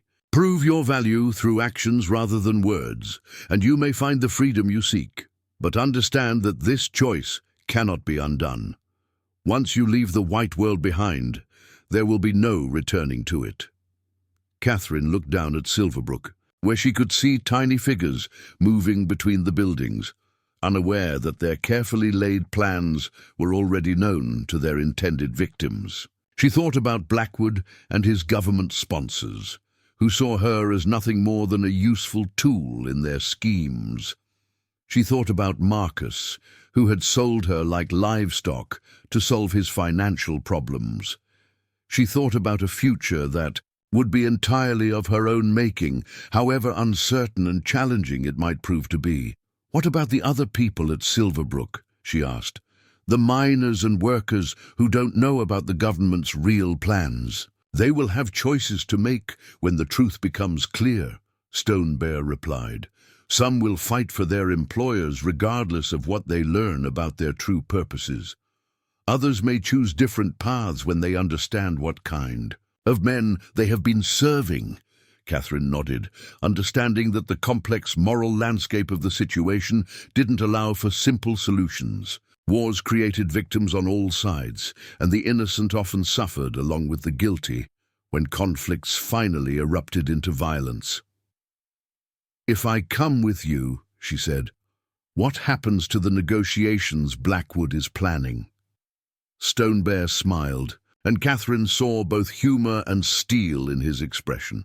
"Those negotiations will proceed as scheduled," he said, "but they will not unfold as your white chief expects. Sometimes the best way to spring a trap is to let the hunters think they are still hidden." The implications of his words were both thrilling and terrifying. The Comanche weren't just aware of Blackwood's plans. They were planning to turn those schemes against their creators. The upcoming diplomatic meeting would become something very different from what either side publicly anticipated. "Time grows short," Stone Bear said, glancing at the sun's position in the western sky. "Your absence from the Stone Lodge will soon be noticed and questions will be asked. If you are to choose freely, the choice must be made now."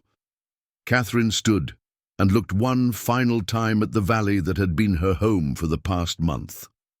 Despite the deception and exploitation she had discovered there, Silverbrook represented familiar surroundings and predictable routines. Leaving with Stone Bear meant stepping into complete uncertainty, trusting her life to people she barely knew, and a culture she understood only through stories and rumors.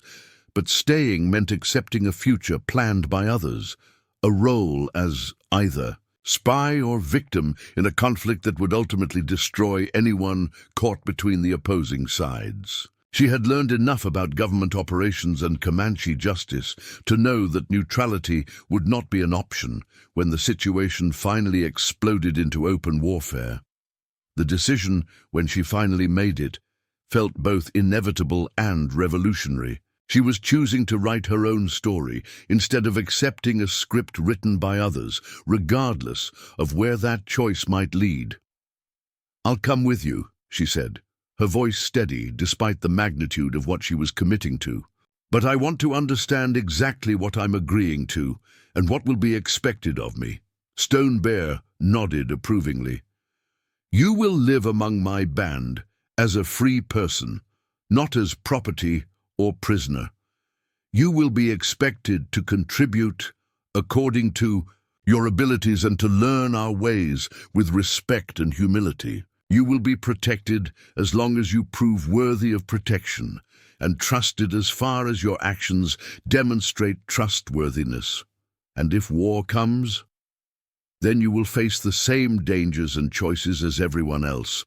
The Comanche do not shelter people from the consequences of their decisions, but neither do we abandon those who have proven their loyalty."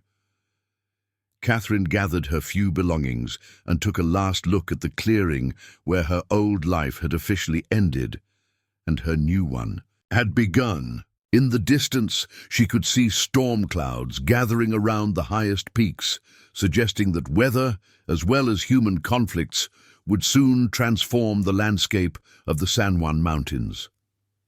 As she mounted the horse that Stone Bear provided and rode away from everything she had ever known, Catherine Mills felt a mixture of terror and exhilaration that was unlike anything she had experienced before. She was leaving behind not just a place, but an entire identity, stepping into a world where her survival would depend on her ability to adapt, learn, and prove her worth in ways she couldn't yet imagine. Behind her, Silverbrook continued its preparations for negotiations that would never proceed as planned. Ahead lay a future that would be entirely her own to create, however difficult and uncertain that process might prove to be. The sun was setting as they rode deeper into the wilderness, painting the sky in shades of red and gold that reminded Catherine of the fires of transformation. She had chosen her path, and now she would discover what kind of person she could become when freed from the constraints and expectations that had defined her previous existence. The mountain wind carried the scent of pine and snow, speaking of the harsh winter that lay ahead and the tests that would determine whether her bold choice had been wisdom or folly. But for the first time in her life, Catherine Mills was riding toward a future that belonged entirely to her. And that knowledge filled her with a strength she had never known she possessed.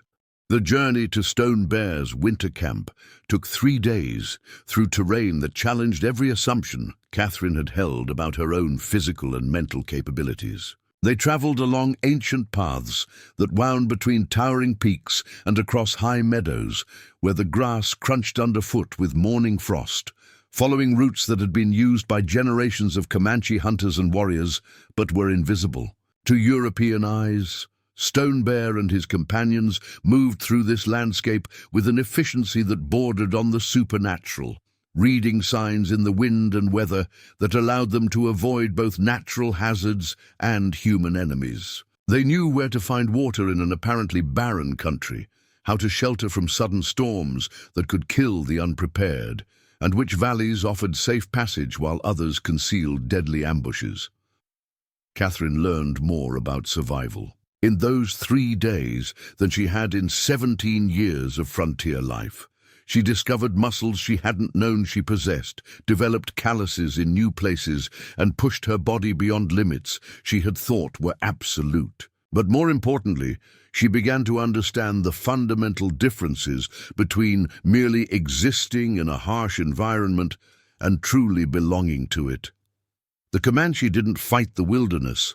They flowed through it like water finding its natural course, adapting their movements and decisions to work with natural forces rather than against them. It was a philosophy that extended far beyond travel and survival, encompassing everything from social relationships to spiritual beliefs, and Catherine found herself fascinated by the elegant practicality of their approach to life.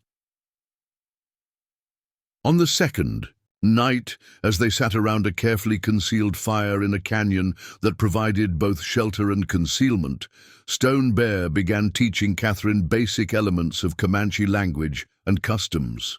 The lessons were practical rather than academic, focusing on words and concepts she would need to function within the band's social structure. "Names have power," he explained as he taught her the proper way to address different members of the community. "They carry history, aspirations, and sacred connections that must be respected. Until you earn your own Comanche name through actions and accomplishments, you will be called White Bird Woman, for you flew away from the cage your own people built for you." The name felt strange on Catherine's tongue when she practiced pronouncing it in Comanche, but she also sensed the honor implicit in being given any name at all, rather than simply being identified as an outsider or captive. It suggested a level of acceptance that went beyond mere tolerance, indicating that Stone Bear saw potential for her genuine integration into tribal society. The winter camp, when they finally reached it, proved to be far more sophisticated and organized than Catherine had expected based on the stories she had heard about savage Indian life. Located in a protected valley where hot springs provided warmth and game trails converged to ensure steady hunting, the settlement consisted of dozens of carefully positioned lodges arranged according to complex social and spiritual principles. The tipis themselves were masterpieces of engineering, designed to withstand extreme weather while remaining easily portable when the band needed to relocate. Made from carefully prepared buffalo hides stretched over frameworks of specially selected poles, they provided warmth, comfort, and privacy while requiring minimal resources to construct and maintain. But what impressed Catherine most was the social organization of the camp. Every person, from the youngest children to the eldest grandparents, had clearly defined roles and responsibilities that contributed to the collective welfare of the community. Yet within this structure, there was also room for individual expression and personal achievement that seemed to balance social cohesion with personal freedom in ways that white society had never managed. Her arrival in the camp created considerable interest but little hostility. The band members had clearly been expecting her, and Stone Bear's sponsorship ensured that she was received with curiosity rather than suspicion. Women approached her with questions about white customs and technologies, while men evaluated her with the practical assessment of people wondering how this newcomer might contribute to their community's strength and survival. The testing began almost immediately, but it took forms Catherine hadn't anticipated. Rather than formal challenges or deliberate obstacles, she found herself facing a series of practical situations that revealed her character and capabilities to the observant members of her new community. When an elderly woman named Singing Crow developed a fever that threatened to become serious, Catherine's knowledge of herbal remedies and nursing care proved valuable in ways that transcended cultural boundaries. When a hunting party returned with more meat than could be immediately consumed, her expertise in food preservation techniques helped ensure that none of the valuable protein would be wasted during the coming winter months. Most importantly, when a group of children expressed curiosity about the mysterious marks that white people made on paper, Catherine found herself becoming an informal teacher, sharing literacy skills that could prove strategically valuable in future dealings with American authorities and traders. Each successful interaction strengthened her position within the community, while also deepening her understanding of Comanche values and expectations.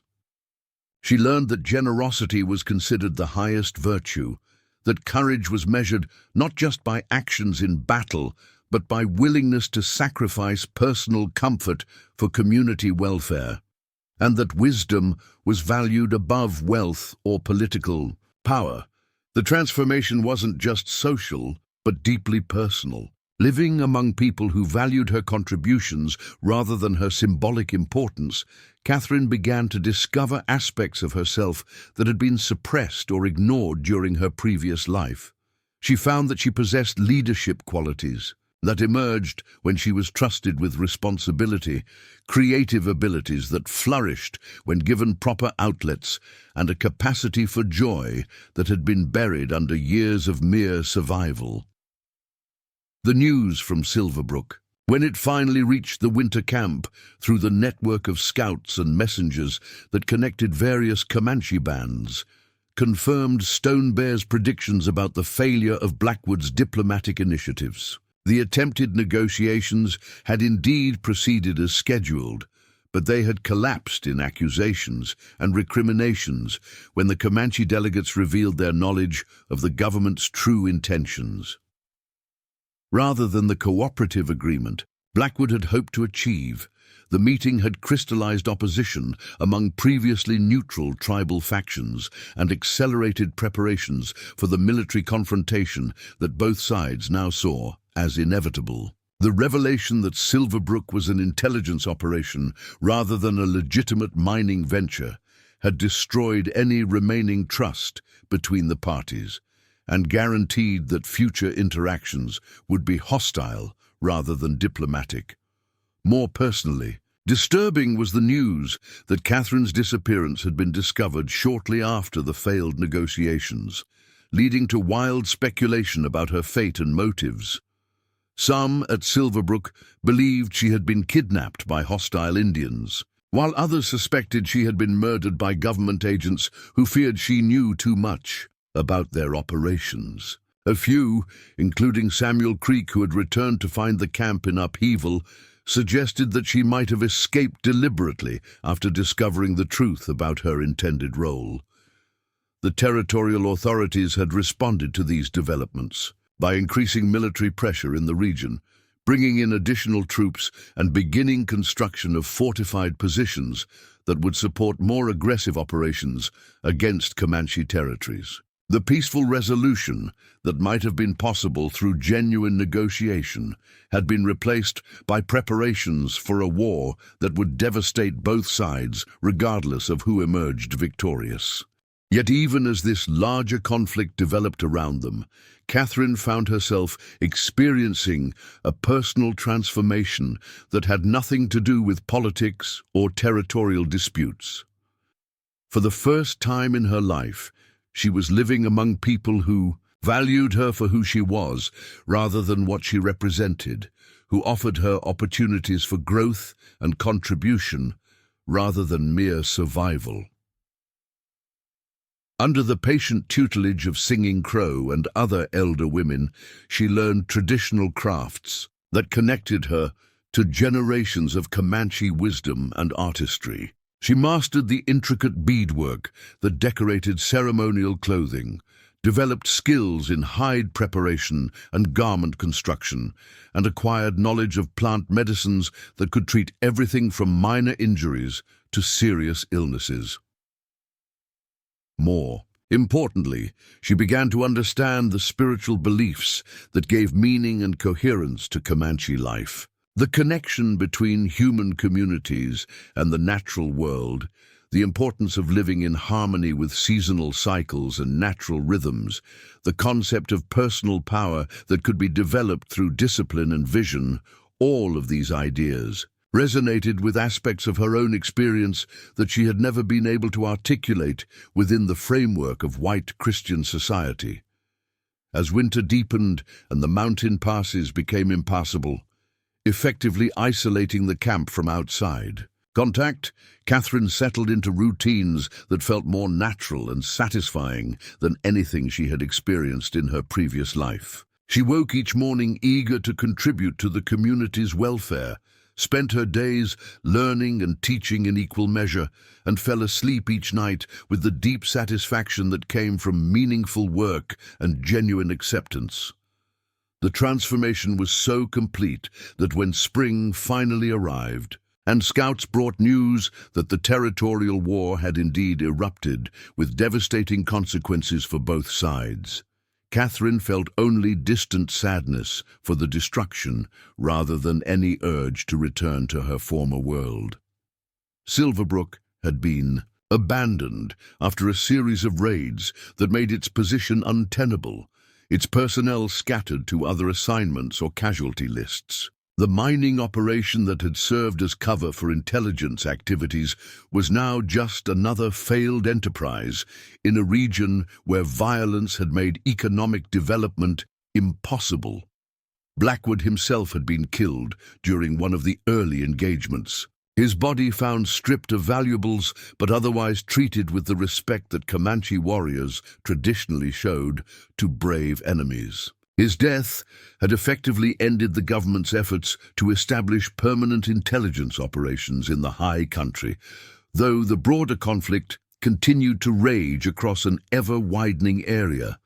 Marcus and Thomas, according to reports that filtered through various sources, had squandered the money received from Catherine's sale and were now living in even worse poverty than before.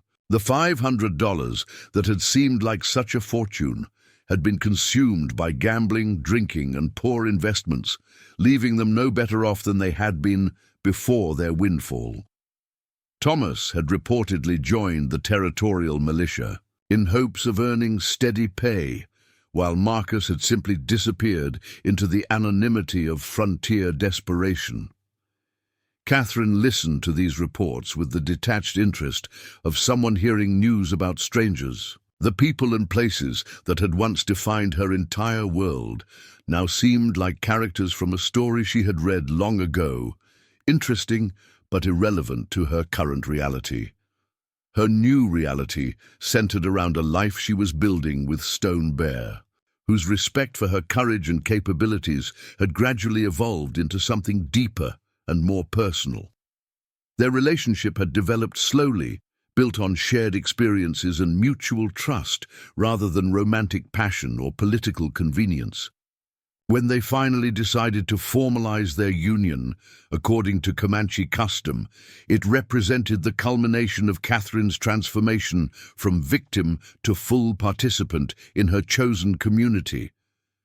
The wedding ceremony itself was simple but profound, emphasizing the spiritual and practical aspects of their commitment to each other and to the welfare of their band. Catherine exchanged vows in fluent Comanche, having spent months perfecting her pronunciation and understanding of the sacred words that would bind her to this new life permanently.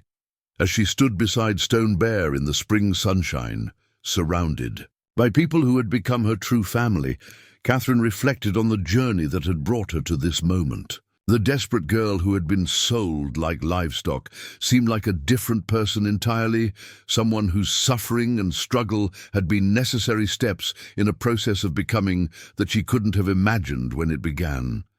The skills she had, developed through hardship and loss, the ability to adapt, to find strength in adversity, to value freedom above security, had proven essential to her success in Comanche society. The very experiences that had made her vulnerable to exploitation in white society had prepared her for the challenges and opportunities of life among people who valued resilience and independence above conventional respectability.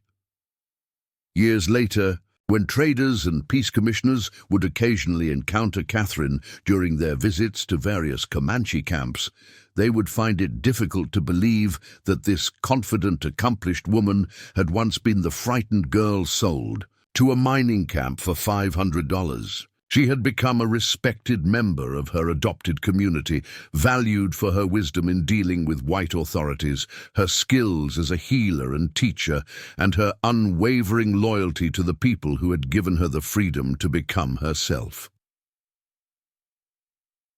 The story of her transformation would eventually become part of Comanche oral tradition, told around winter fires as an example of how courage and determination could overcome even the most desperate circumstances. Young women facing their own challenges would hear about Whitebird Woman, who chose her own path rather than accepting the fate others planned for her, and would find inspiration for their own struggles against seemingly impossible odds. But perhaps the most important legacy of Catherine's journey was the proof it provided that human beings could transcend the limitations imposed by their circumstances. That identity was something to be claimed rather than accepted, and that freedom was always possible for those brave enough to risk everything in pursuit of it. The cruel stepfather, who had sold her into what he believed would be permanent servitude, had actually set in motion a chain of events that led to her liberation. The brutal mine owner, who had planned to use her as a political pawn, had inadvertently provided her with the knowledge and motivation necessary to escape his schemes. And the Comanche warrior, who had offered her genuine choice, had given her the opportunity to discover who she really was beneath the layers of imposed identity and constrained possibility. In the end, Catherine Mills had found something more valuable. than silver or gold, more lasting than political treaties or territorial boundaries. She had found herself, and in doing so, had created a legacy that would inspire others to pursue their own paths to freedom, no matter how impossible those journeys might initially appear. The journey to Stone Bear's winter camp took 3 days, through terrain that challenged every assumption Catherine had held about her own physical and mental capabilities. They traveled along ancient paths that wound between towering peaks and across high meadows, where the grass crunched underfoot with morning frost, following routes that had been used by generations of Comanche hunters and warriors, but were invisible. To European eyes, Stone Bear and his companions moved through this landscape with an efficiency that bordered on the supernatural, reading signs in the wind and weather that allowed them to avoid both natural hazards and human enemies. They knew where to find water in an apparently barren country, how to shelter from sudden storms that could kill the unprepared, and which valleys offered safe passage while others concealed deadly ambushes. Catherine learned more about survival in those 3 days than she had in 17 years of frontier life.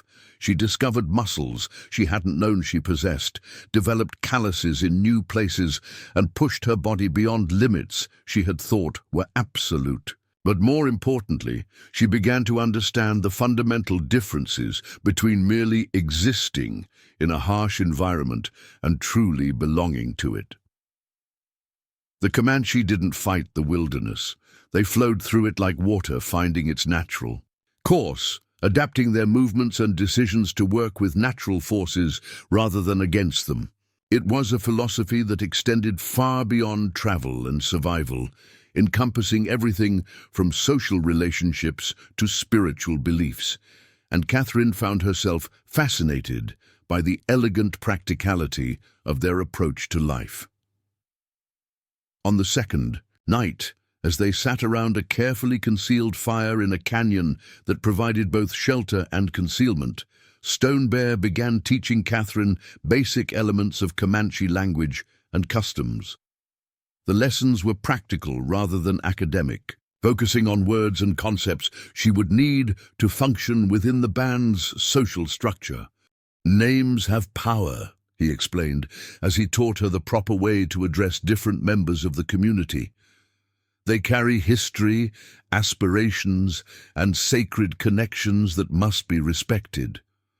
Until you earn your own Comanche name through actions and accomplishments, you will be called White Bird Woman, for you flew away from the cage your own people built for you." The name felt strange on Catherine's tongue when she practiced pronouncing it in Comanche, but she also sensed the honor implicit in being given any name at all, rather than simply being identified as an outsider or captive.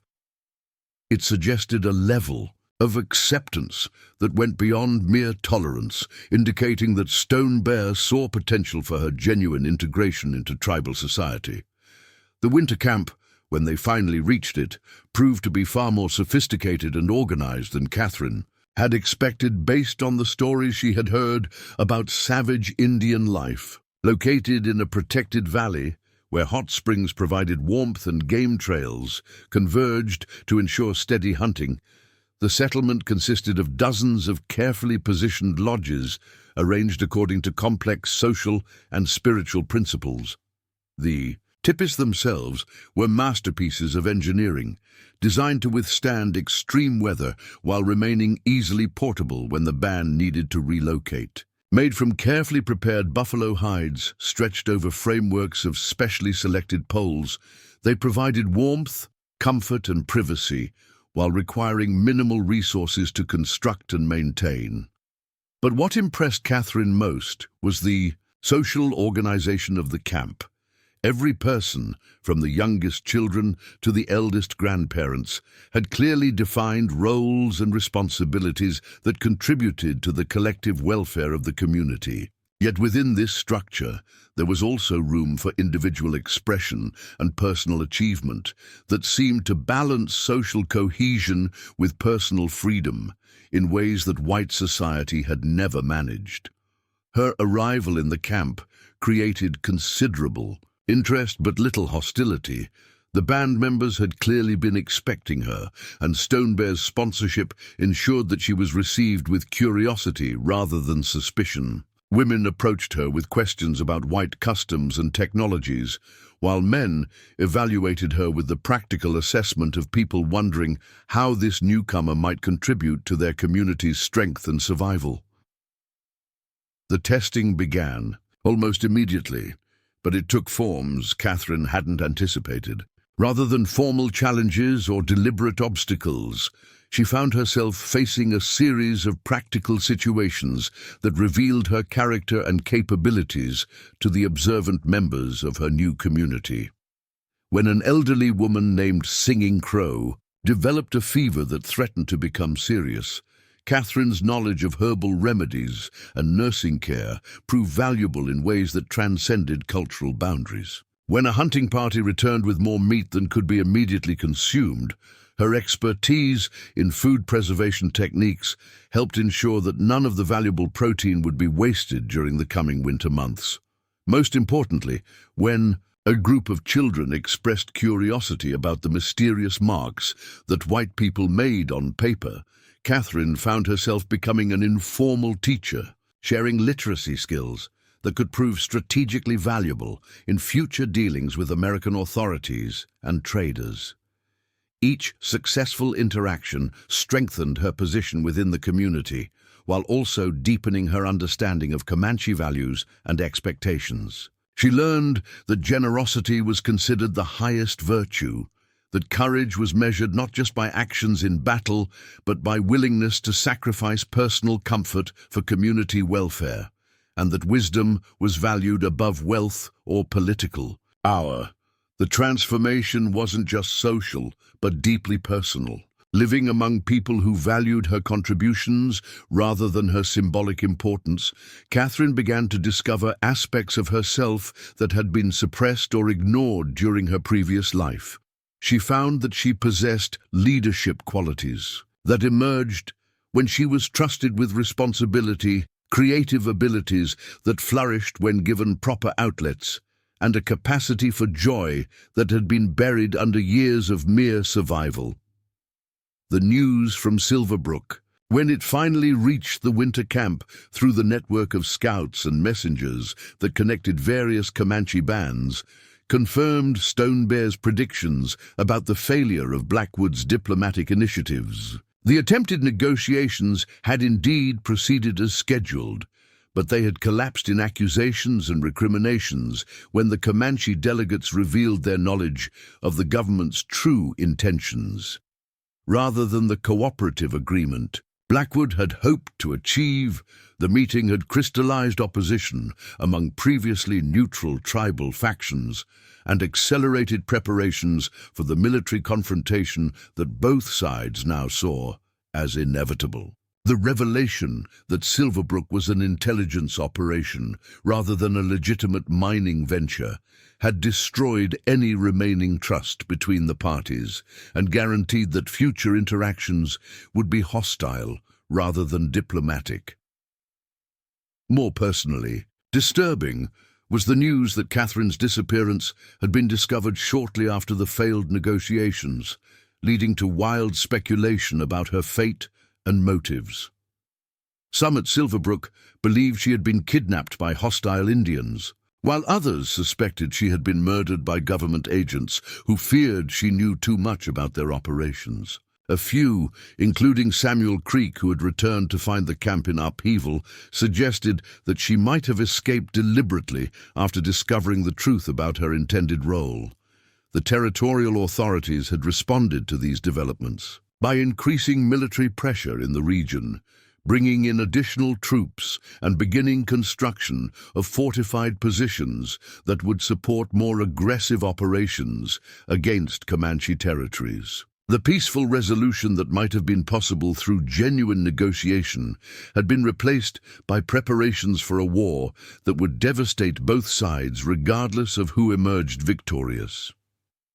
Yet even as this larger conflict developed around them, Catherine found herself experiencing a personal transformation that had nothing to do with politics or territorial disputes. For the first time in her life, she was living among people who valued her for who she was rather than what she represented, who offered her opportunities for growth and contribution rather than mere survival. Under the patient tutelage of singing, Crow and other elder women, she learned traditional crafts that connected her to generations of Comanche wisdom and artistry. She mastered the intricate beadwork that decorated ceremonial clothing, developed skills in hide preparation and garment construction, and acquired knowledge of plant medicines that could treat everything from minor injuries to serious illnesses. More importantly, she began to understand the spiritual beliefs that gave meaning and coherence to Comanche life. The connection between human communities and the natural world, the importance of living in harmony with seasonal cycles and natural rhythms, the concept of personal power that could be developed through discipline and vision, all of these ideas resonated with aspects of her own experience that she had never been able to articulate within the framework of white Christian society. As winter deepened and the mountain passes became impassable, effectively isolating the camp from outside and contact, Catherine settled into routines that felt more natural and satisfying than anything she had experienced in her previous life. She woke each morning eager to contribute to the community's welfare, spent her days learning and teaching in equal measure, and fell asleep each night with the deep satisfaction that came from meaningful work and genuine acceptance. The transformation was so complete that when spring finally arrived, and scouts brought news that the territorial war had indeed erupted with devastating consequences for both sides, Catherine felt only distant sadness for the destruction rather than any urge to return to her former world. Silverbrook had been abandoned after a series of raids that made its position untenable, its personnel scattered to other assignments or casualty lists. The mining operation that had served as cover for intelligence activities was now just another failed enterprise in a region where violence had made economic development impossible. Blackwood himself had been killed during one of the early engagements, his body found stripped of valuables, but otherwise treated with the respect that Comanche warriors traditionally showed to brave enemies. His death had effectively ended the government's efforts to establish permanent intelligence operations in the high country, though the broader conflict continued to rage across an ever-widening area. Marcus and Thomas, according to reports that filtered through various sources, had squandered the money received from Catherine's sale and were now living in even worse poverty than before. The $500 that had seemed like such a fortune had been consumed by gambling, drinking, and poor investments, leaving them no better off than they had been before their windfall. Thomas had reportedly joined the territorial militia in hopes of earning steady pay, while Marcus had simply disappeared into the anonymity of frontier desperation. Catherine listened to these reports with the detached interest of someone hearing news about strangers. The people and places that had once defined her entire world now seemed like characters from a story she had read long ago. Interesting, but irrelevant to her current reality. Her new reality centered around a life she was building with Stone Bear, whose respect for her courage and capabilities had gradually evolved into something deeper and more personal. Their relationship had developed slowly, built on shared experiences and mutual trust rather than romantic passion or political convenience. When they finally decided to formalize their union according to Comanche custom, it represented the culmination of Catherine's transformation from victim to full participant in her chosen community. The wedding ceremony itself was simple but profound, emphasizing the spiritual and practical aspects of their commitment to each other and to the welfare of their band. Catherine exchanged vows in fluent Comanche, having spent months perfecting her pronunciation and understanding of the sacred words that would bind her to this new life permanently. As she stood beside Stone Bear in the spring sunshine, surrounded by people who had become her true family, Catherine reflected on the journey that had brought her to this moment. The desperate girl who had been sold like livestock seemed like a different person entirely, someone whose suffering and struggle had been necessary steps in a process of becoming that she couldn't have imagined when it began. The skills she had, developed through hardship and loss, the ability to adapt, to find strength in adversity, to value freedom above security, had proven essential to her success in Comanche society. The very experiences that had made her vulnerable to exploitation in white society had prepared her for the challenges and opportunities of life among people who valued resilience and independence above conventional respectability. Years later, when traders and peace commissioners would occasionally encounter Catherine during their visits to various Comanche camps, they would find it difficult to believe that this confident, accomplished woman had once been the frightened girl sold to a mining camp for $500. She had become a respected member of her adopted community, valued for her wisdom in dealing with white authorities, her skills as a healer and teacher, and her unwavering loyalty to the people who had given her the freedom to become herself. The story of her transformation would eventually become part of Comanche oral tradition, told around winter fires as an example of how courage and determination could overcome even the most desperate circumstances. Young women facing their own challenges would hear about Whitebird Woman, who chose her own path rather than accepting the fate others planned for her, and would find inspiration for their own struggles against seemingly impossible odds. But perhaps the most important legacy of Catherine's journey was the proof it provided that human beings could transcend the limitations imposed by their circumstances. That identity was something to be claimed rather than accepted, and that freedom was always possible for those brave enough to risk everything in pursuit of it. The cruel stepfather, who had sold her into what he believed would be permanent servitude, had actually set in motion a chain of events that led to her liberation.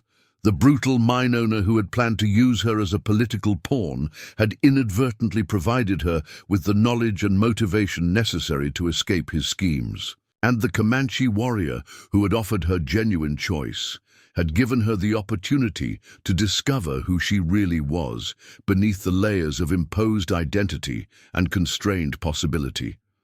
In the end, Catherine Mills had found something more valuable than silver or gold, more lasting than political treaties or territorial boundaries. She had found herself, and in doing so, had created a legacy that would inspire others to pursue their own paths to freedom, no matter how impossible those journeys might initially appear. As the seasons turned and years passed, Catherine's life among the Comanche continued to evolve in ways that exceeded even her boldest early dreams. The birth of her first child, a daughter she and Stone Bear named Running Stream, marked another profound transformation in her understanding of what family and belonging truly meant. Holding this tiny life that represented the perfect fusion of two worlds, Catherine understood that she had not simply escaped her previous circumstances, she had created an entirely new lineage that would carry forward the best of both cultures. Running Stream grew into a child who moved effortlessly between languages and customs, equally comfortable discussing European literature with her mother and learning traditional hunting techniques from her father.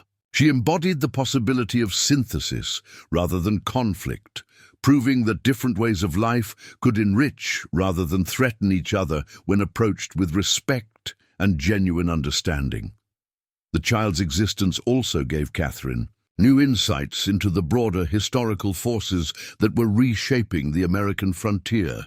As territorial conflicts intensified and government policies became increasingly focused on forced assimilation or elimination of tribal peoples, Catherine found herself serving as an informal ambassador between worlds, using her unique perspective to facilitate communications that might otherwise have been impossible.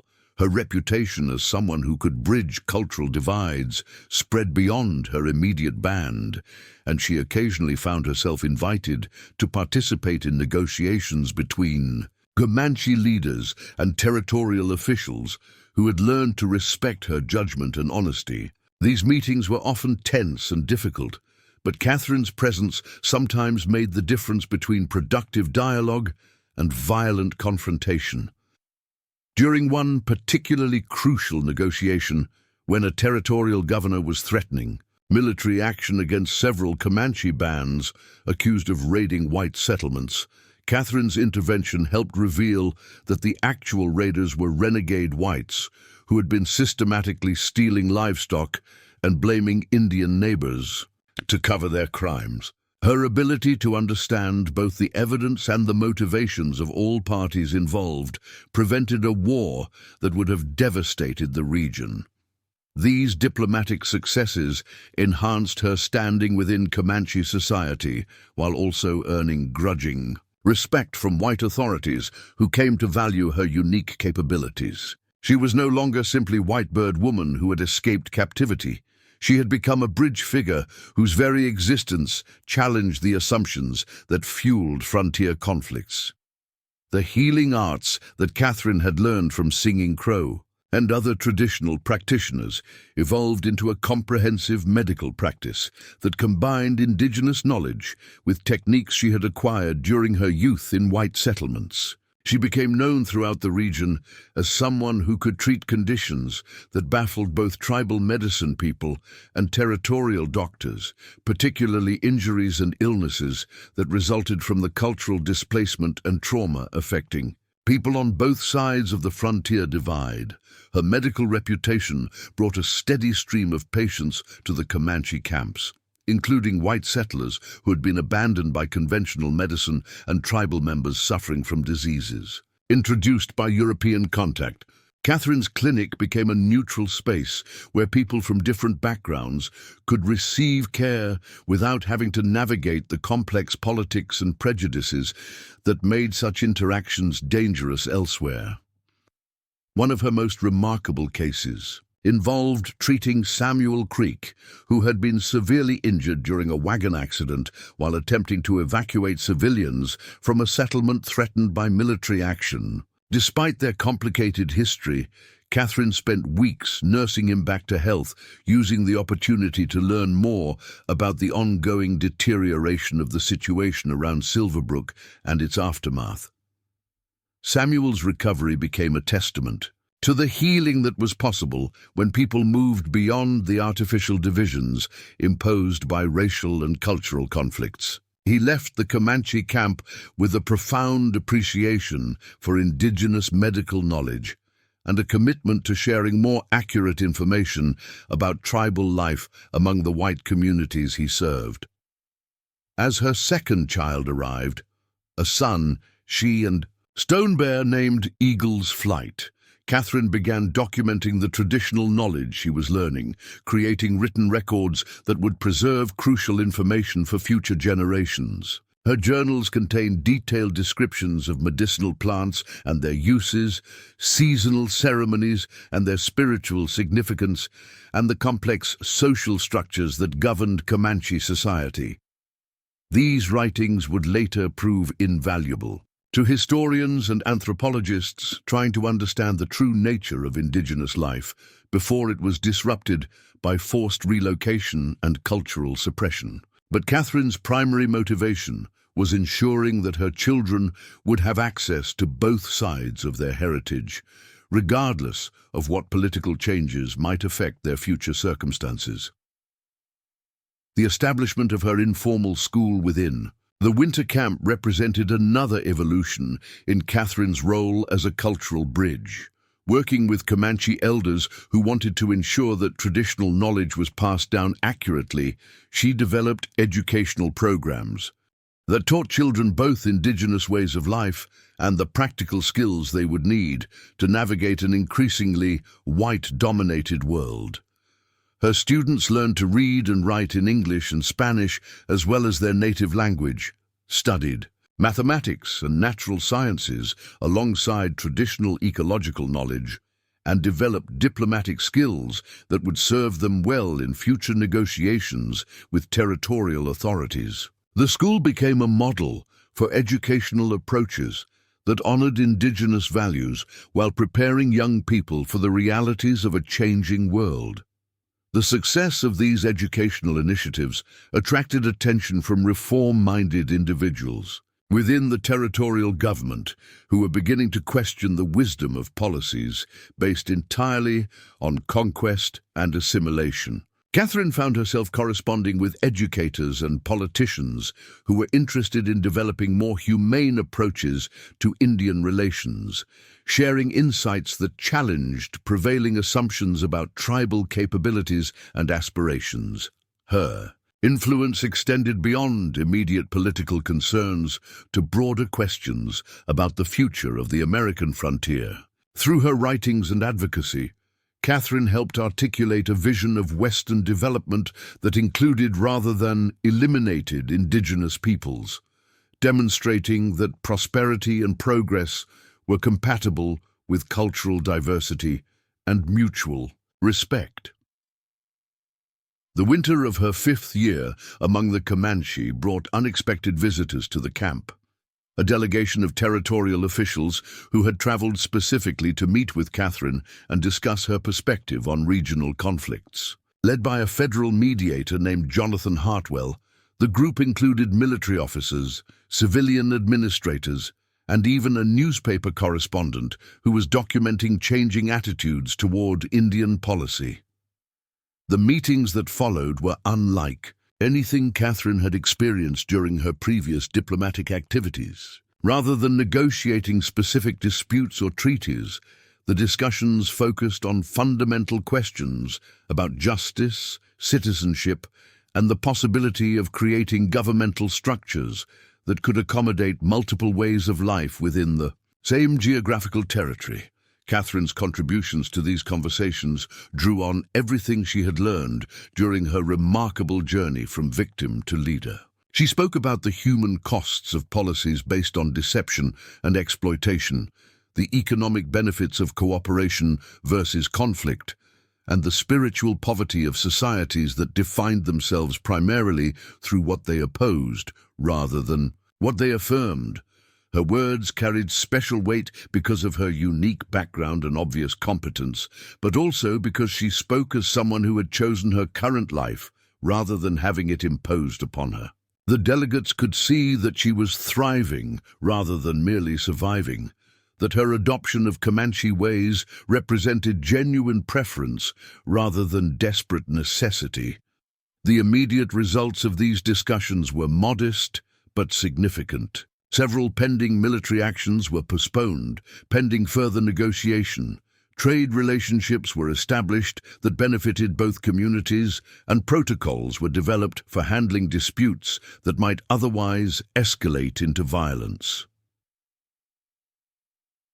More importantly, the conversations helped establish Catherine as a recognized voice in territorial affairs, someone whose opinions carried weight with decision-makers on both sides of cultural and political divides. This recognition would prove crucial during the crisis that would define the final phase of her story. The crisis emerged suddenly during the spring of her 7th year among the Comanche, when a coalition of military commanders and territorial politicians launched what they called a final solution to the Indian problem in the San Juan Mountains. Citing the failure of previous negotiation efforts and the ongoing costs of maintaining defensive positions, they announced plans for a comprehensive military campaign designed to force all tribal peoples onto distant reservations or eliminate them entirely. The scope and intensity of the planned operation exceeded anything previously attempted in the region. Multiple army units were mobilized, supplies were stockpiled at strategic locations, and civilian authorities were instructed to prepare for the displacement of entire communities. The message was clear. The era of accommodation and negotiation was ending, replaced by a policy of total domination.